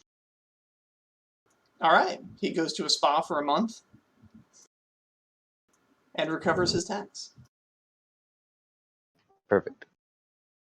And Kashak the Strange Tree, is there anything that the Kashak and the thefts wish to accomplish in this moment where trade is just kind of proceeding as usual? There's no calamitous events occurring. The practice of scamming the squirrel has become kind of a meme in our society at this point. And the squirrel is the squirrel seems to give more apples for more and more useless information. So we're going to leverage the full power of the espionage network to collect as much information about everything as we possibly can.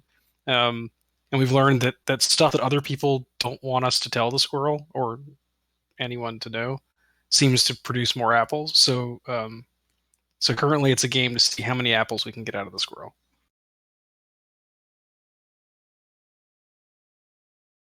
That is awesome. All right. Are you utilizing my spies also, or This is totally an intrigue plus, and it doesn't matter what I say because you're going to turn it into an intrigue plus trade, right? I have a 5 espionage. Okay, intrigue plus espionage it is. But I will use my resource collection. You also have a 5 crime.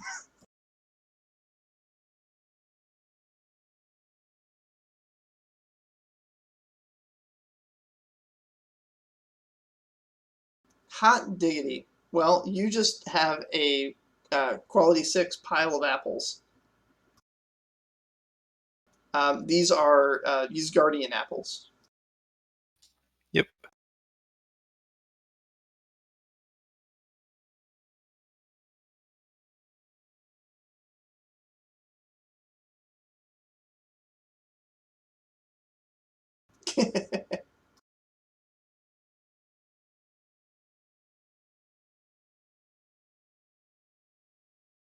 All right. All of your various and now highly functional spy networks and embassies all are alerted almost too late that the undead have made landfall.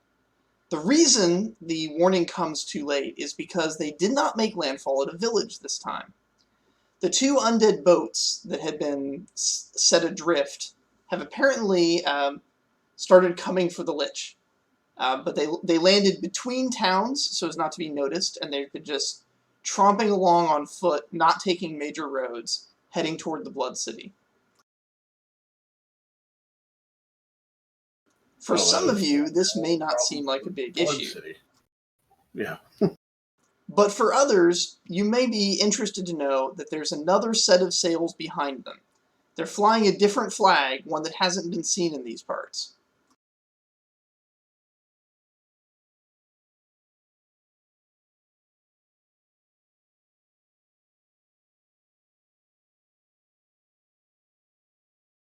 So given that it hasn't been seen, I assume we don't recognize it, right? No.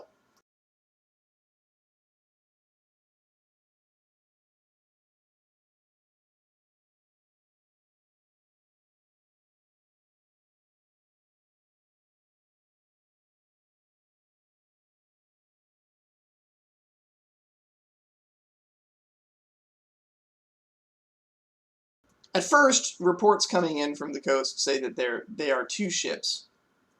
But upon making landfall, where they immediately attack and burn the undead's abandoned ships, it is revealed that there was a third ship hiding behind the other two. The ships themselves seem roughly identical, but the strange people that are leaping out of them are highly agile and are, brutally efficient in just destroying things and then moving on.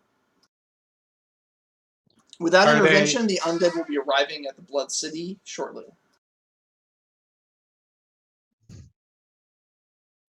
How do I have a feeling they'll get along very nicely. Oh wait, no, you're holding the Lich. No. Are you still holding Lich prisoner? Well, yeah, I've had plans for him. Yeah, it sounds like they have plans for him too. I may have to enact my plans a lot faster than I thought I had to. And these, the ship behind it, the brutally efficient guys, these are undead as well? It's not clear. They're not leaving a lot of survivors. Reports are all only from a distance. Everybody who's gone in close has not come back. Well, that's scary.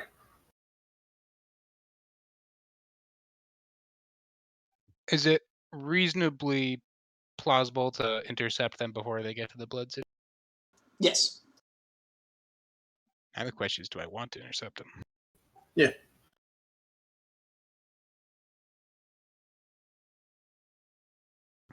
Being centrally located and also one with the land, your people can get around pretty easily. So you can intercept either group if you wish. Additionally, since it's a warm time of year, the various bandits of the wastes have an easy time getting about as well. Are there any, so like the people that they're killing underwood of the Blood City, are these the Blood City's people, or are these just kind of villagers that aren't really under anyone's domain?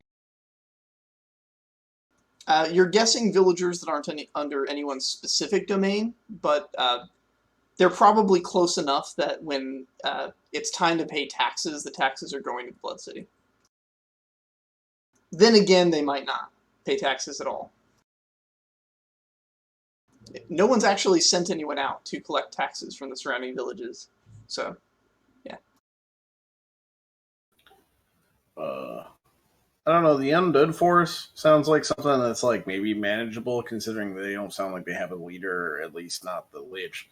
That other faction, though, kind of worries me. I mean, I like the fact that they're just taking out the undead stuff. It's kind of one problem solving another one. So I guess I would send word through my guys and just like put it to the Blood City, like, are you looking for help? And then again, this looks like a big problem. You willing to pay?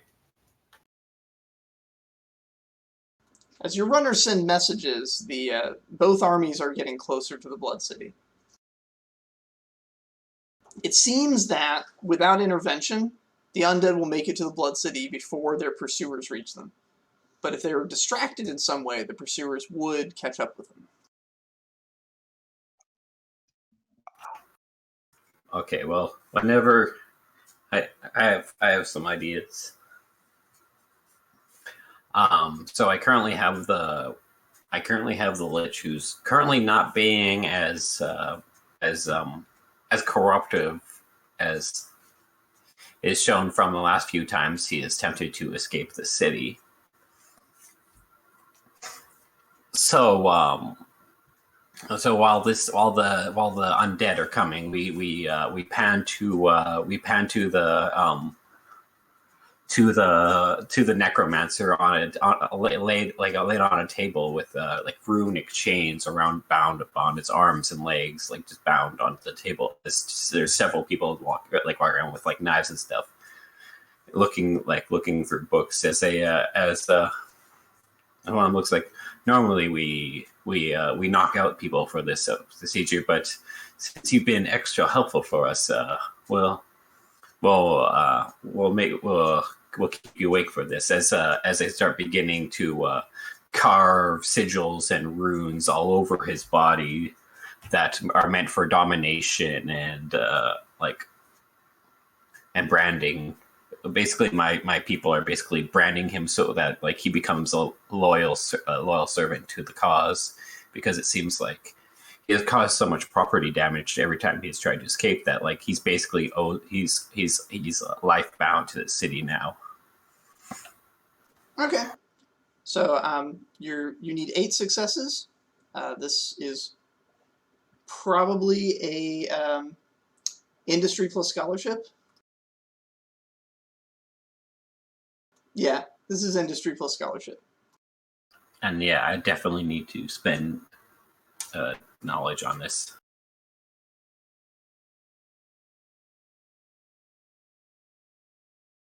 Which of your agents is performing the action?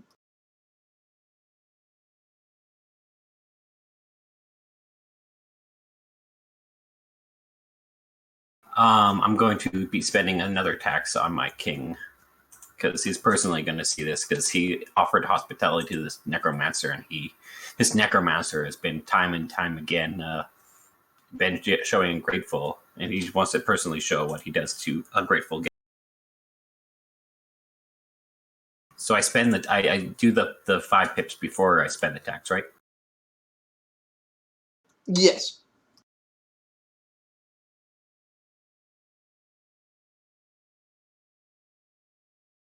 So what did you say? You said industry?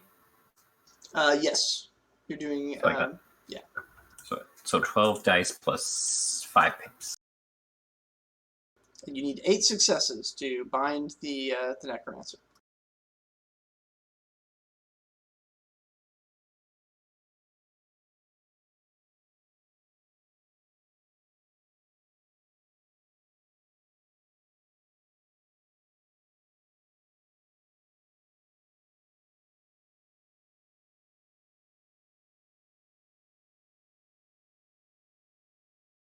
I did it. I got 11 successes. Jeez. All right. Necromancer is successfully bound.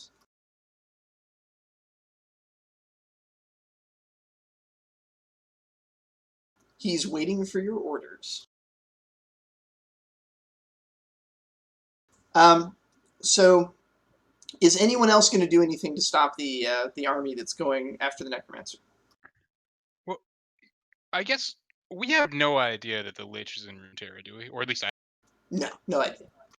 Okay, so I guess I'll send word, through my embassy, to Runeterra. Like, there's a bunch of undead coming for you. Like, are you looking for assistance and stuff? We currently have a volunteer that will be aiding us in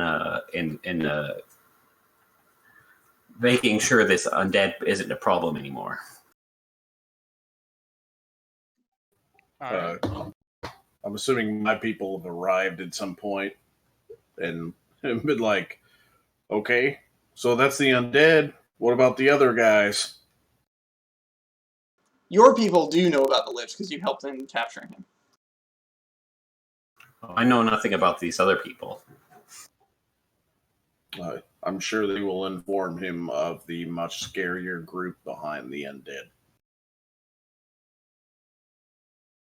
Yeah, it seems wise to you. Although, so this group is behind the undead. Are they killing everything, or are they just killing the undead? So far, they're killing everything. I think you're muted. Test. Yeah, you're muted. Test.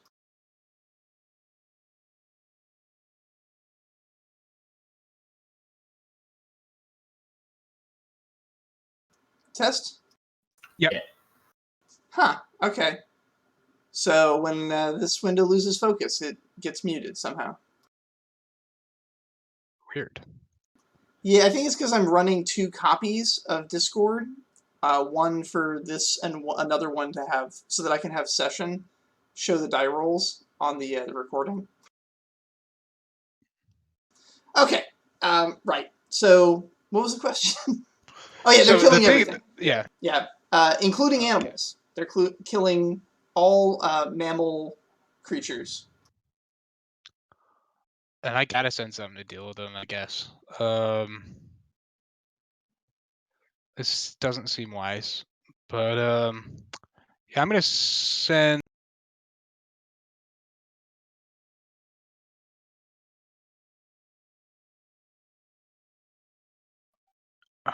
Yeah, I'm going to send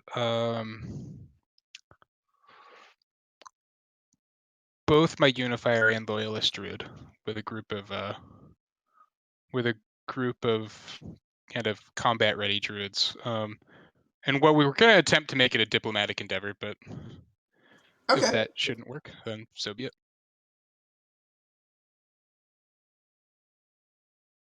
All right. Let's see some dice. You're making a diplomatic roll. Okay. What is their sort of mission statement here? What's their thing? So the guys that are tailing the undead, we want to figure out why they're here. Okay. You're approaching them openly under flag of truce? Yeah, I mean we'll send one druid under the flag of truce. Not one of the main ones, but yeah, we'll send one out there and see what happens to him. If he gets killed, then it will quickly become not a diplomatic endeavor. Okay, you're just sending one, not both of them. Well, this is just kind of one of our. This isn't either the unifier or the You're just loyalist. picking This is a volunteer and yeah, volunteer. This is a yeah. Yeah, this is a potential red shirt situation. You know, we're sending one of our druids. The rest, including both of the kind of lieutenant types, we'll be waiting to see what happens. While the challenge rating here is hidden, you should know that it is difficult, but you will be rolling your culture plus diplomacy. All right. If this guy succeeds, he's going to get a name and become a hero, because he's very likely not going to succeed, and bits of him will be collected later. I'm pretty sure that's not going to do it. He is slain. Interestingly, though, I'm sure your other guys were just hiding, waiting to see what happens, right? Yep. He is not killed in a horrific manner. He is, with almost no talking, basically, they very quickly cut him down in as painless a manner as possible and perform a ritual over the body using nature magic.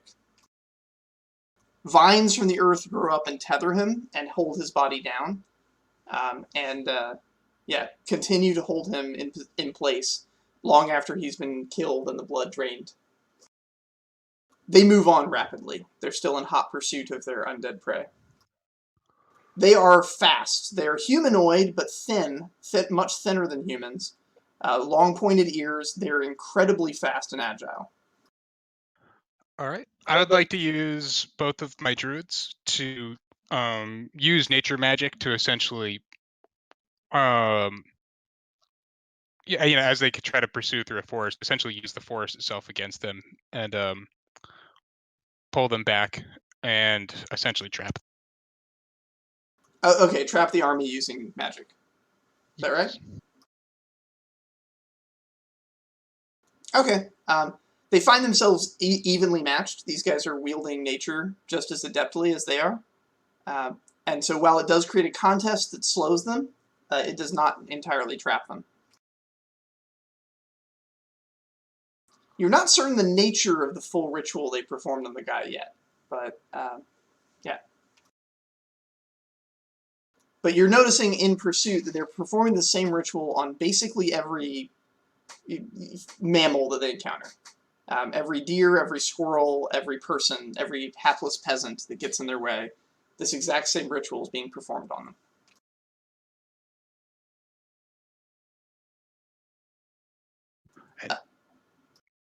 Even the occasional raccoon, I'm sorry to say.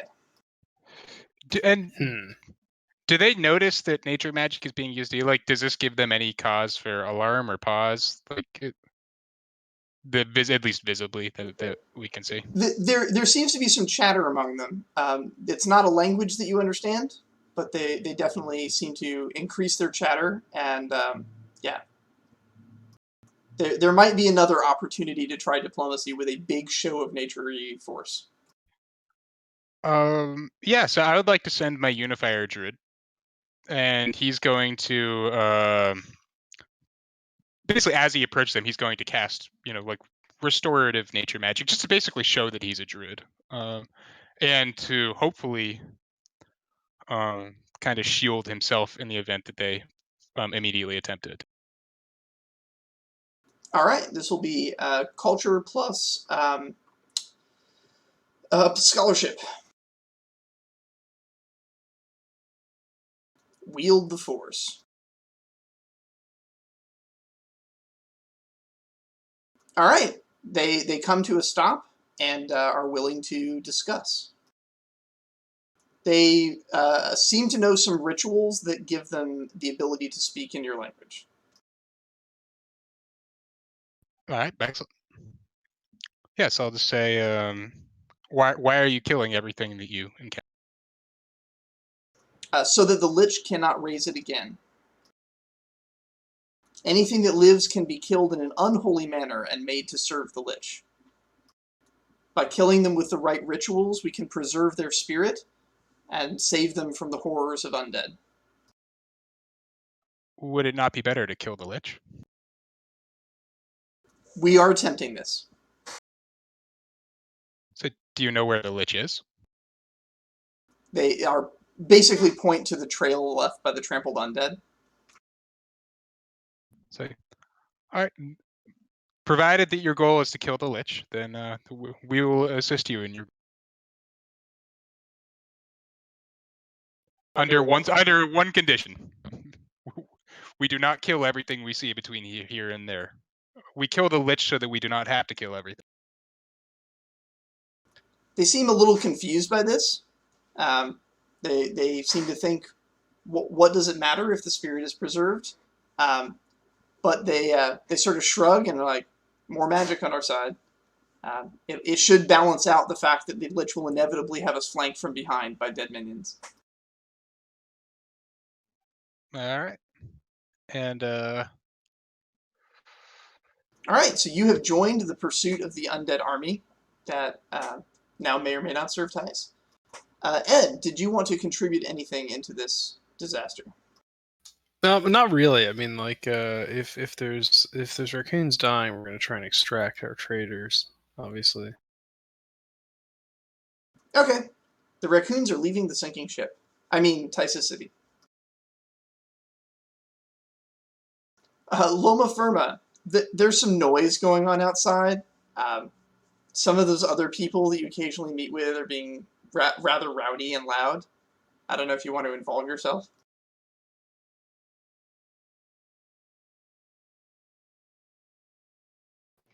Probably just have some scouts go out, or heighten up the watchtowers a bit, just kind of looking around.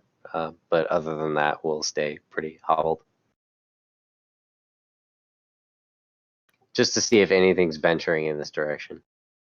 It seems that everything is right now headed directly towards Runeterra. That's not through us, right? That's like a completely Nope, different. completely different direction. Okay, so we'll keep an eye on the closest kind of like watchtower to Runeterra, but we're not leaving or going. All right. Back to you, Tice. All right. The undead army is upon your gates. I will inform the Lich to gain control back to his armies and have them walk into the city. Okay. As you observe, you notice that the Lich is not entirely using magic to control them. He's also using a lot of charisma.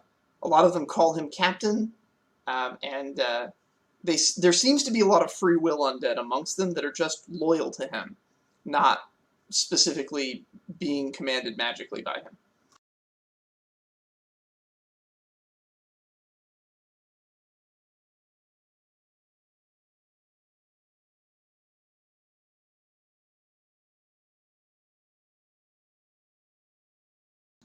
But yeah, he gains control over the group and brings them into the city.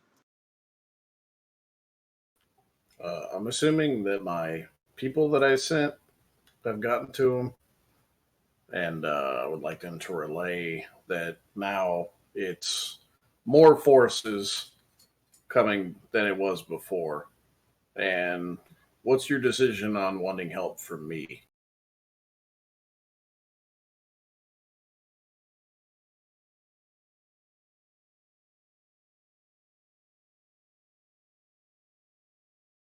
Hmm. I don't know that my scouts would have been there for the whole whatever, just that maybe they would have saw more people like now, so it's a larger force.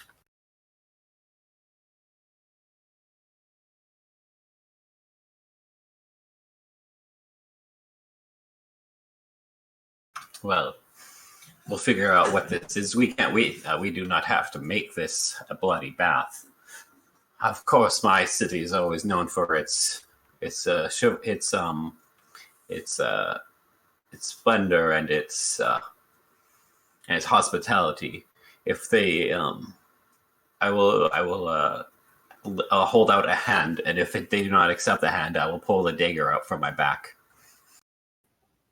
Okay, but you do realize that your only options are to integrate the messengers further into your city, and that's the only help you're going to get from me because they don't go relay that I have to get troops ready. Is that what you want to do? If you end up needing their help at all, I should be fine. I do not need help. I do not. It is a if they want to come to my city, I will deal with them as I have dealt with many people that have come to my city. All right, then the messengers run off to tell me that's the choice he made. Alrighty.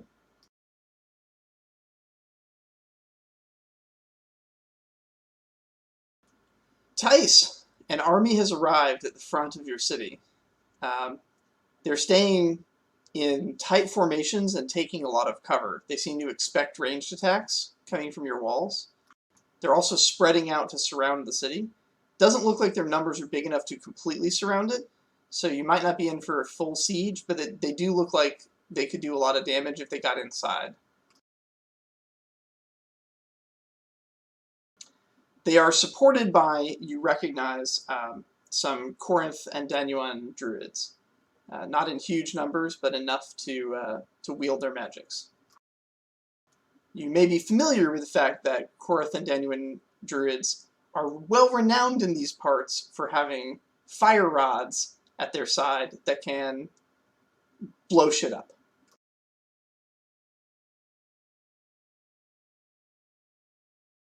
Miles, having arrived at the edge of the city, the new peoples, I mean, let's be honest, they're elves. The elves tell you that the necromancer is inside.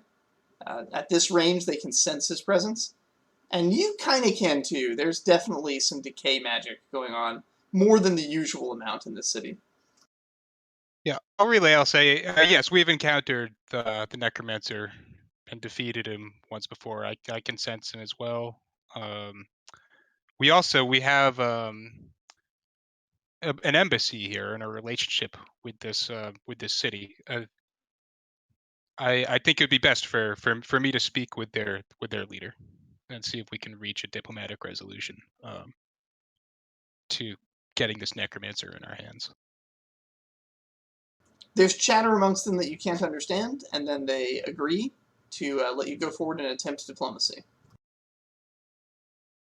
All right, I will send my loyalist druid in to discuss terms with instructions to the unifier druid that, if he does not return within some set amount of time that would be reasonable for a discussion, maybe a couple of hours, that he'll know it.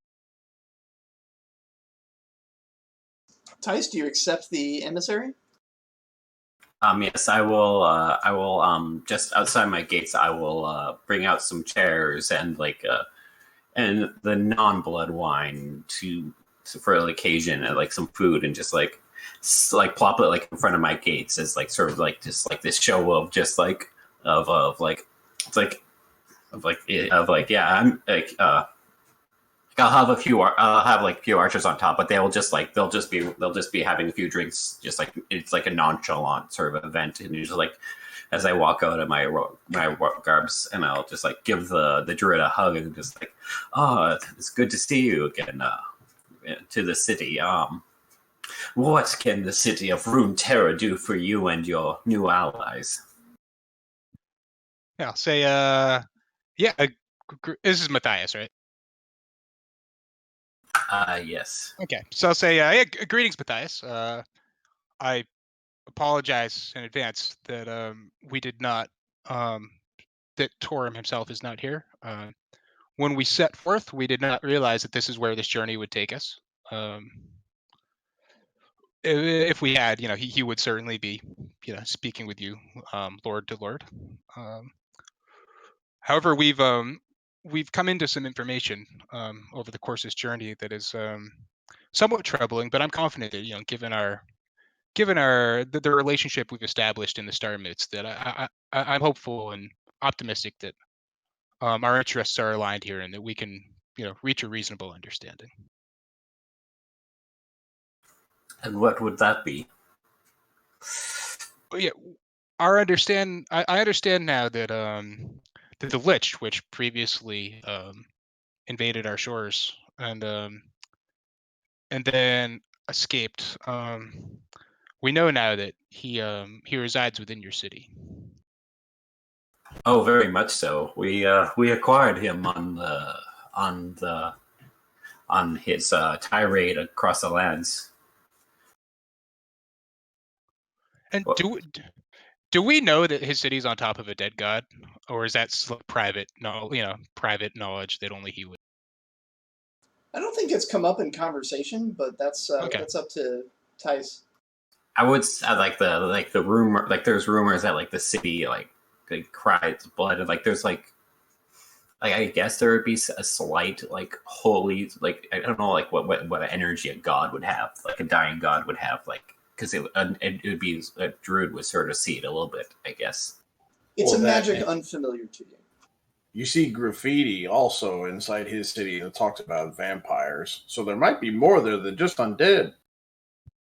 Yeah, I see that death is an intrinsic part of your city, and in that way, a lich and necromancer would be particularly valuable to you. So, I certainly understand, understand your inclination to have him in your service. But surely you can understand our apprehension. We pledged that we would see him dead when he attacked, and we intend to keep that pledge. And these More dead than this he already is, anyway. yeah. We intend to see him destroyed and done with. Yeah, maybe that's a better word.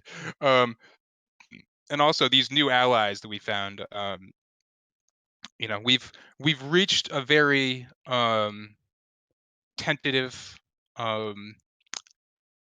uneasy alliance with them that is very much contingent on them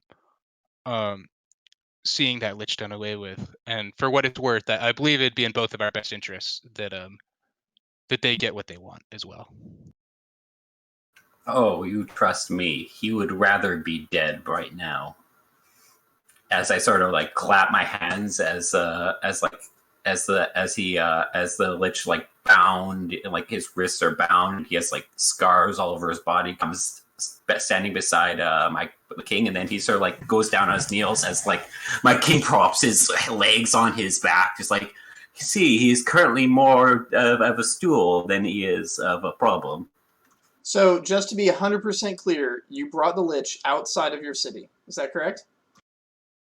A little bit of an arrogance. Yeah, I'm like, it's like right outside the gates. It's very difficult to describe the number of arrows that thump into the lich at this moment. But it's a large number. It's the sort of number that you would think of in terms of armies, not in terms of a single target. It makes him look very much like a pincushion. Surprisingly, every single one of them misses your legs. They're fired with such skill and precision that the lich is effectively turned into a porcupine around you without harming you in the slightest. Well, that happened. I'll just say they're very deadly. The lich is groaning underneath it all. He is an undead. He's not so easily brought down. But, he felt that one. Yeah. I'll say, do you have further need of this stool? Or perhaps could we release him into the custody of our new allies as a gesture of good faith, so that they may, in the future, regard us as allies in the fight?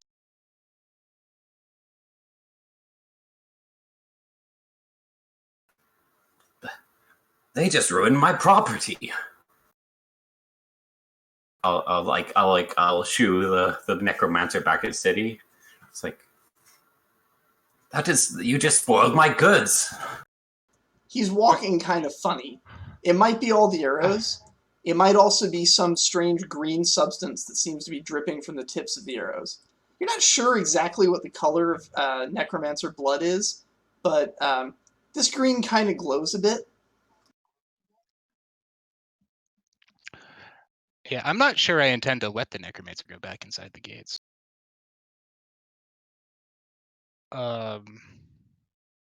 If he's going under his own power, it's going to take him a while. He's badly wounded and also currently has more weight of arrows in him than his own body mass. Okay. First, I'll have a couple of lowly servants, like, just so I help drag him back in if no one stops him. I'll stop the servants. I'll beckon the elves forward. Oh, shit. Doesn't look like we're so diplomatic anymore. I mean, the lich has got to go, man. I don't think my druids can let the lich not, or I mean, you know what I mean, not be destroyed. One of the servant's hands accidentally brushes against the glowing green substance and immediately begins burning as though acid touched it. You see the flesh melting off his hand. I'll attempt to cast a spell there to limit the damage or heal him, or basically just minimize the fallout there. I want to make it clear that I'm not here aggressively. I am here to make sure that lich doesn't go anywhere. You are pretty sure, though, that it's a result of a poison that was on the tips of the arrows. Sure. Okay. All right, you give him his hand back. He's amazingly ingratiated. No one has ever treated him so well. Like, ever in his entire life. He spent his life convinced that at the conclusion of every day he might be fed to the gears to be ground into blood. That's fair. That's I mean that's I don't know why I'd think anything else. At least he knows his place. That's the important thing. But you've lit his eyes. You've given him a vision of an alternate future, a realm in which people heal each other instead of drinking each other's blood. Perhaps he will go back and tell his fellows about it. Perhaps he'll try to escape. Perhaps he'll start a revolution. Perhaps he won't make it through the front door. Perhaps he'll be fed into the gears immediately. You've seen too much? Gear. But yeah, I think the most important part of this is that as I am signaling to the elves to come retrieve the necromancer. All right. So a couple guys come forward. They appear to have a jar of red clay that they're carrying over to him. As those motions are happening, I kind of have like people approach like both Tice from inside and the other druid Marlowe from the outside, and let him know, oh, this seems to be a tug of war. Would either of you like require any assistance? For a modest fee, of course. Well, if I'm going to help in a tug of war, it's going to be a little bit of a problem on my side too. It's got to make it worth my while. So what do you require? Food? Not having a lich rampaging across your lands? Either can be arranged.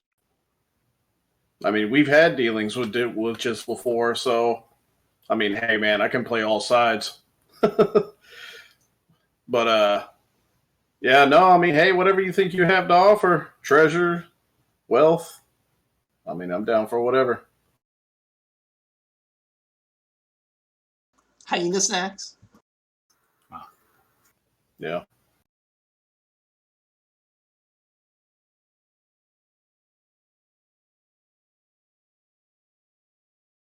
This is my property. I don't understand why you have such a problem with it. He has much of a problem as my slave here has of rampaging the lands.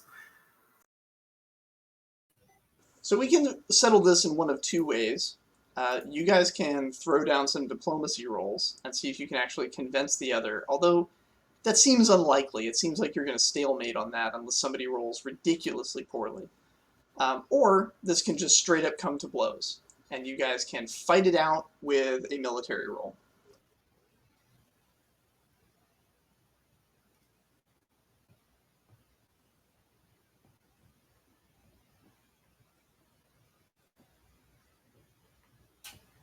It'd be military plus army, and of course, you guys can try to pay Max to roll his dice on either side.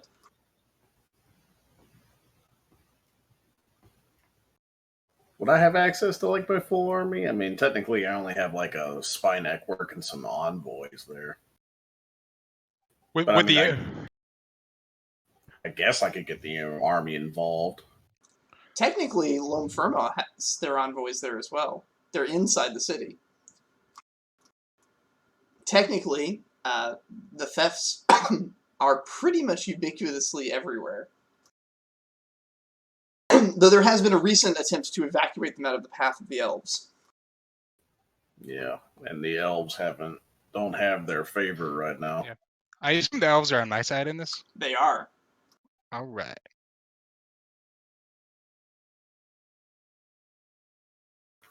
Yeah. Let's see here.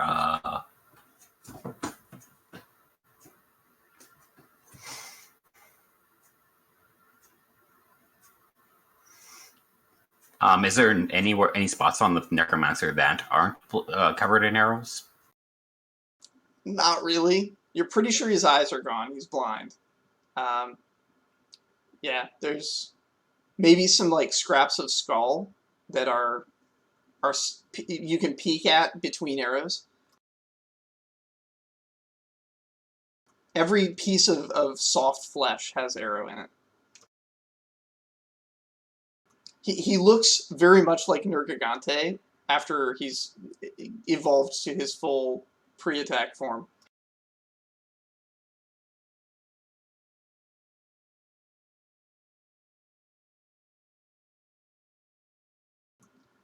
Yeah, it's like a porcupine, but with spikes coming out of the eyes too. Okay.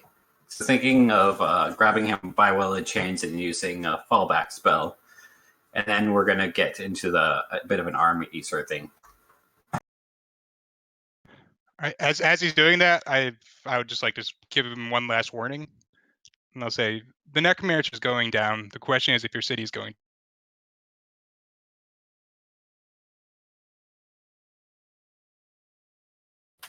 I let the terra firma guy know too. I've got spies in his city. They can either be helpful or harmful to either of you. I will gladly pay you.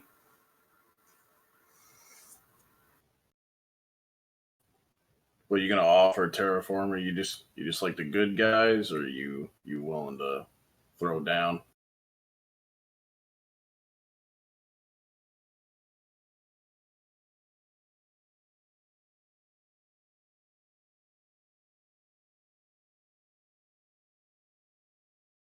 I'm excited to see like what you guys decide to offer the mercenaries here. Oh, to get involved in this, it's gonna have to be good. I'm picturing. Okay, so there's this horribly mutilated pincushion necromancer with chains. One guy's pulling on one chain, and the other guy's pulling on another chain, and in the middle are some people that are having an auction. Well, I mean, and so I've got quality 4 inside his city, right? Yes, Spies. And so they would be where most of the action is. And if they're fighting right by a door or a gate that has mechanisms on the inside of the city, you can damn well bet they're standing near those mechanisms. And things can either get good or bad for either one of you, depending on what they do. I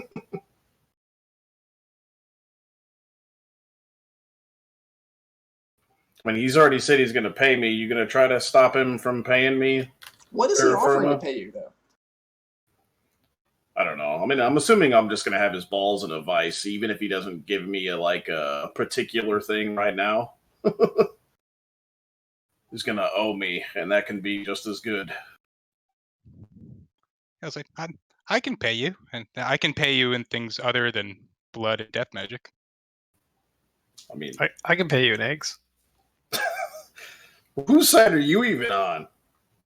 I also have knowledges that I can make your men more endurable, and like I can use magic on your men to make them basically almost immortal. I mean, that's amazing, but they'd also be like enslaved to your blood stuff. So I don't know about that. But I don't know. We can call in healthy favors later, maybe. Of course, I think Miles just offered you treasure, straight up gold and shining gems.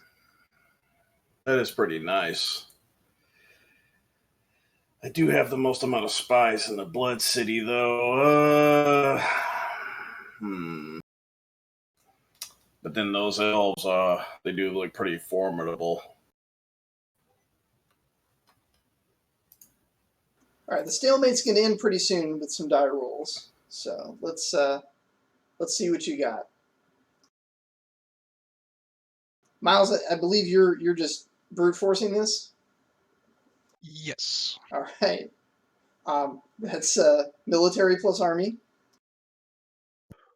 Oh no, I'm doing I'm doing the fire siege. Oh, okay. So you're not just dragging this guy out. You're going to bring the whole place down. Yeah, I want to bring the whole city down. I made an offer. Right. He refused it. All right.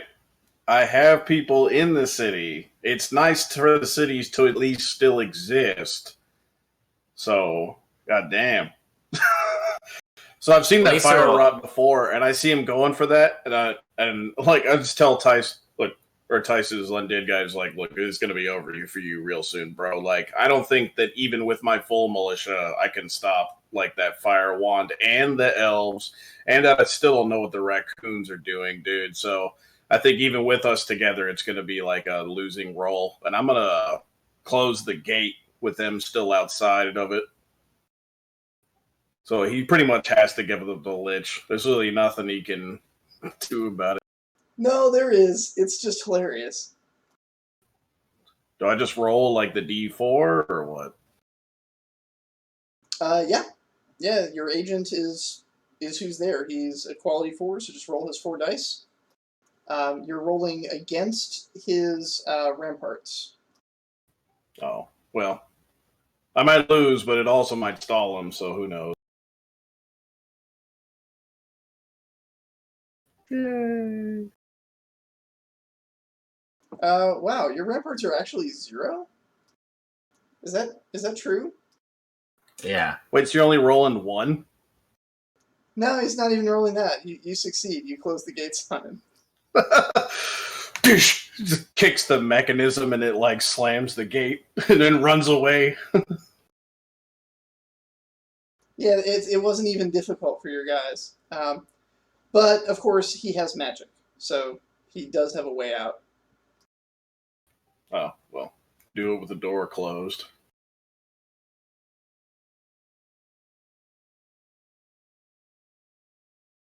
So are you doing your blood teleport? As my guy yeah. runs away, he's at Marlowe. He's like, I helped. Since your leader needs to cast the spell himself, you'll need to tax him by 1, and then he'll be within the city. And the siege will begin.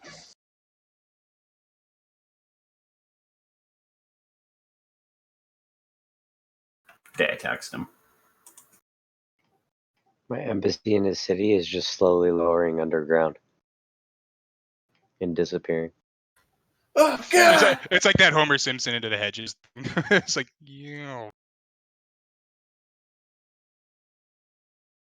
How much worse could this get? God!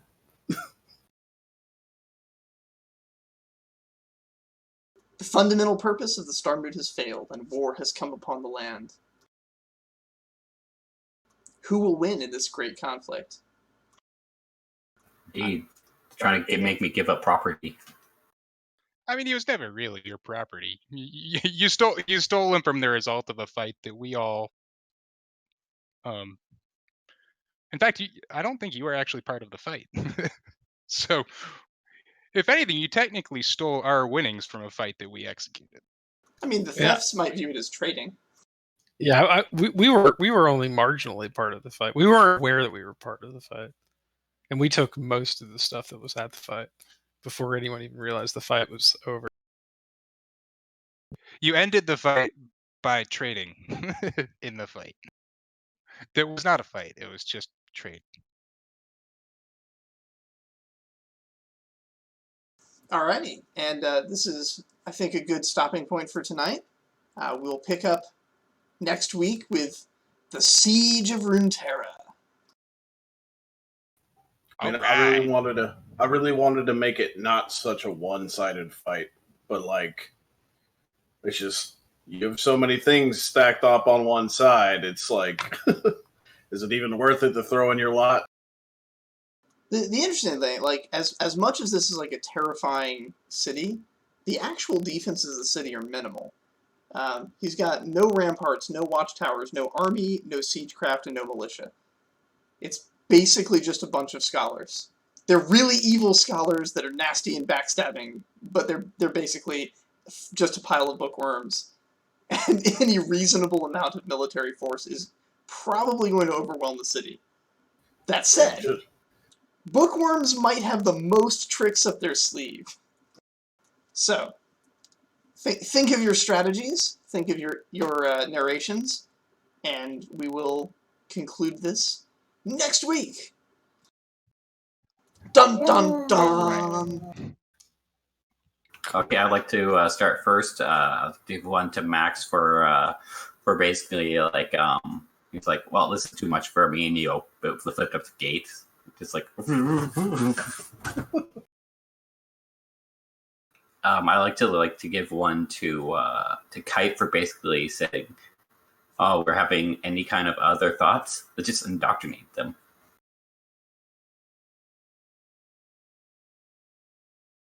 I especially loved when Echelon like basically like accidentally joined the secret conversation by trading the man's belt for like apples. And I like to give one to Marlo for basically not backing down of just like against me for just being like no, give me the lich. No, I don't give lich. He's my property. Yeah, and kind of in that same spirit, yeah, I'd like to give one to Tice because just for sticking to your guns and really kind of faithfully role playing the civilization you've built. I know, like, I don't like the idea of a conflict coming here, but I think, I think we're just both appropriately role playing the civilizations we built, and it sucks that they're in conflict. But I like that you didn't back down. I think that's just a better role playing experience. Yeah, to Troy, kind of the same thing. Establishing re-education camps, I just thought was hilariously dark and twisted, and very like civilization character building way to solve your problem. Yeah, to Max, for getting everyone to kind of diplomatically agree to strengthening your spy presence in their cities. Yeah, that's pretty cool. And along in the same kind of spirit for just overtly playing both sides in that conflict for your own maximum gain, which, that's, again, it comes down to just kind of accurately and faithfully role playing your civilization. I thought that was really cool. And Ed, for learning to trade with chickens. I feel like that's a real breakthrough. It's the life skill. Yeah. Yeah. So yeah, I think the squirrel was probably bigger. I think. Yeah, probably. Yeah, I'll go. So Tice for hoarding a vampire lich lord for as long as you possibly could, and referring to it as your property. Troy for basically starting the campaign or starting this session off, just going full on. Let's instigate some intrigue. You started off basically with he's got a thing he's not supposed to have, and somebody should do something about that. Max for being a good entrepreneurial barbarian. You just like kind of show up at the fight, and you're just kind of like, so I hear some people are fighting. Who would like to win? I had envoys that were already on their way out talking to the outside force, and I had spies on the inside talking to the inside guys. I know. It was like it's like you were betting on a sports game, except that you were the players on both sides. You're just kind of like, yeah, who wants to win, and how much is it worth to that person? These guys look like they're going to win anyway, so it's going to be more expensive for you because the odds are. Yeah. And then Miles for literally just for the statement, is killing someone a trick?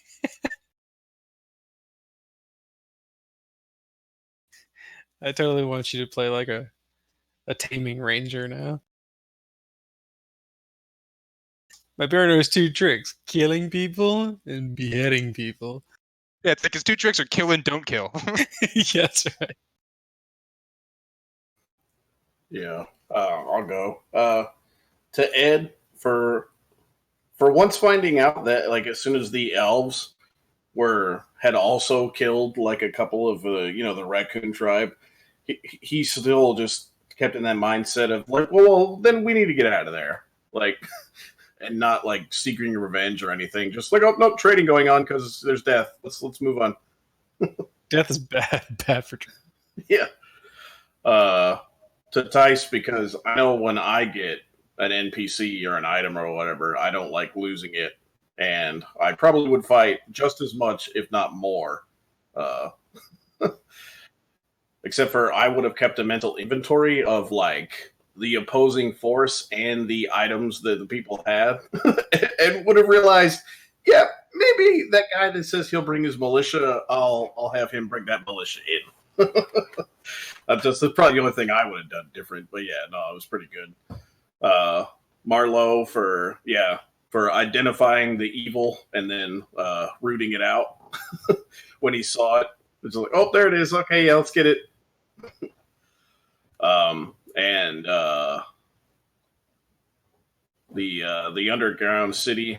Like, I love how pretty much the entire time you were silent for all the, hey, we can look at negotiations. We're gonna give up the Lich. We're gonna not, well, whatever. And at the very end, like, oh yeah, no, I have been doing stuff. The city's sinking. That's like, oh, okay, new level of crap to deal with. Yeah, no, that was nice. Anybody that's seen Always Sunny and on Netflix or whatever, yeah, my city is basically a whole bunch of Dennises, and we're playing all sides. That's how we win. You play all sides. It's like you're not supposed to tell everyone you're playing both sides. It defeats the point. No, that's how we win. All right. Let's see. Kashak for many sessions of being unwilling to like, or kind of making jokes at trading information because information is useless, and then realizing how much information you could trade to the squirrel and it'd be a just win-win trade for you the entire time, and building an entire trade network or build an information network to trade more, which is probably going to be bad eventually, considering you're getting secrets.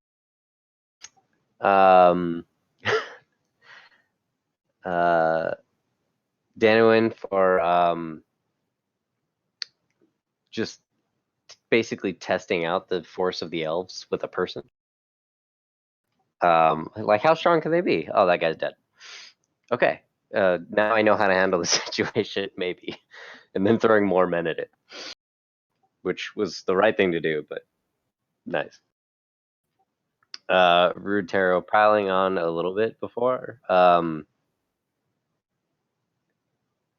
Like, that was the right way to accept an undead horde. Like, dominate the guy, have him control them. You have an entire horde. At that point, there's some weird decisions to make. I think you made a good one, but at the same time, you're dealing with the consequences of that. I was also thinking the whole time, like, oh, you're going to give up the Lich at some point, but you have an entire undead army inside your city. What happens if you give up the Lich? That's what I was thinking the whole time. Like, he can't give him up. So, and then the Wandering Rut for, you got already all the, you're playing all sorts of the field. But it was really just for the beginning when it was just like, I'm trying to have a silent conversation and you're just all of a sudden there and I can't prevent it. There's nothing I can do. You're informed of situations happening because you brought someone specifically for that action. So there's like, it makes me think of that, like you pull this person aside and then you pull them further aside. You pull them further aside. It doesn't matter. You're still like right there. Now, what I really wanted is whenever you were having like diplomatic problems in your like cave city, if you would have like, offered me help, be like, no, I have a guy that moves earth. I can make them disappear literally. Like, your problem would have been, yeah, he solves that.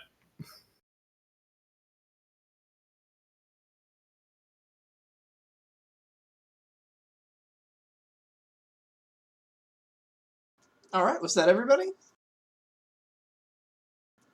Very good. Thank you, gentlemen. We shall continue next week, where we will begin with the Siege of Runeterra, and then proceed on to the next Star Moot. One Possibly one down. person down. I'm sure it could be resolved amicably. Yeah, I had forgotten about the undead army. That kind of adds like a rock in the hard place. Like, even if he's like, he goes against his convictions and is like, all right, fine, here's it back. Then yeah, your city's infested with undead. Like now what? It was like the one thing that didn't get addressed in all of your conversations. It's like there's an entire army in that city right now. Like, Yeah, I don't did know. everyone I could've forget? forgot. I did. Yes. Yeah, I forgot. Well, it didn't matter anyway because I had the Lich and he was going to control them because I was never going to give him up. Or let Yeah, him but down. then there's Until you the made a fire. pincushion. There's a fire wand too, though. So it's like undead army and everything, but they're not so good with fire. So I don't know. Basically, I mean, the layout You're here muted is again. on one side of the wall is an undead army. On the other side of the wall is an elf army. On one side of the wall is a bunch Yeah, of blood mages. Dave, if you're talking, we can't hear you. God damn it. Focus. On one side of the wall is an undead army. On the other side of the wall is an elf army. On one side of the wall is a bunch of blood mages. On the other side of the wall is a bunch of druids with fire rods. This is actually a pretty exciting siege, especially since the walls are made of paper. There isn't a decisive thing from this. The walls are not going to do anything to stop either side from just immediately clashing into a bloody mess. So this is going to be fantastic. I didn't know what his ramparts were either. I completely expected to be like, oh, got to start from square one on getting new spies in there after this guy dies. And it was like, no, he just does it like, oh, okay, cool. No, your guys can literally just leave. There's not even a wall. They can just walk out at the embassy, like, all right, later, dude. Well, that's the thing about my city is it's all about elegance, and it doesn't. We usually try to talk things out. We're not the kind of people to actually go to war. We're not the. Yeah, That would be so barbaric. Yeah, you're above that. You're above that savagery. I mean, I get the paper walls thing. I mean, my city isn't even made of walls of any kind. It's just like mobile, like tents and stuff. But that's the thing. It's mobile. Yeah, my city's not exactly fortified either. Part of what will get very interesting, of course, is that while Tyson City isn't mobile, it does move. The city itself is made of and built upon gears, and they rotate. The gears turn. The clock ticks. Anyway, it should be very exciting. I am going to get a little bit of rest. So, thank you, everybody. I'm going to stop the recording. All right.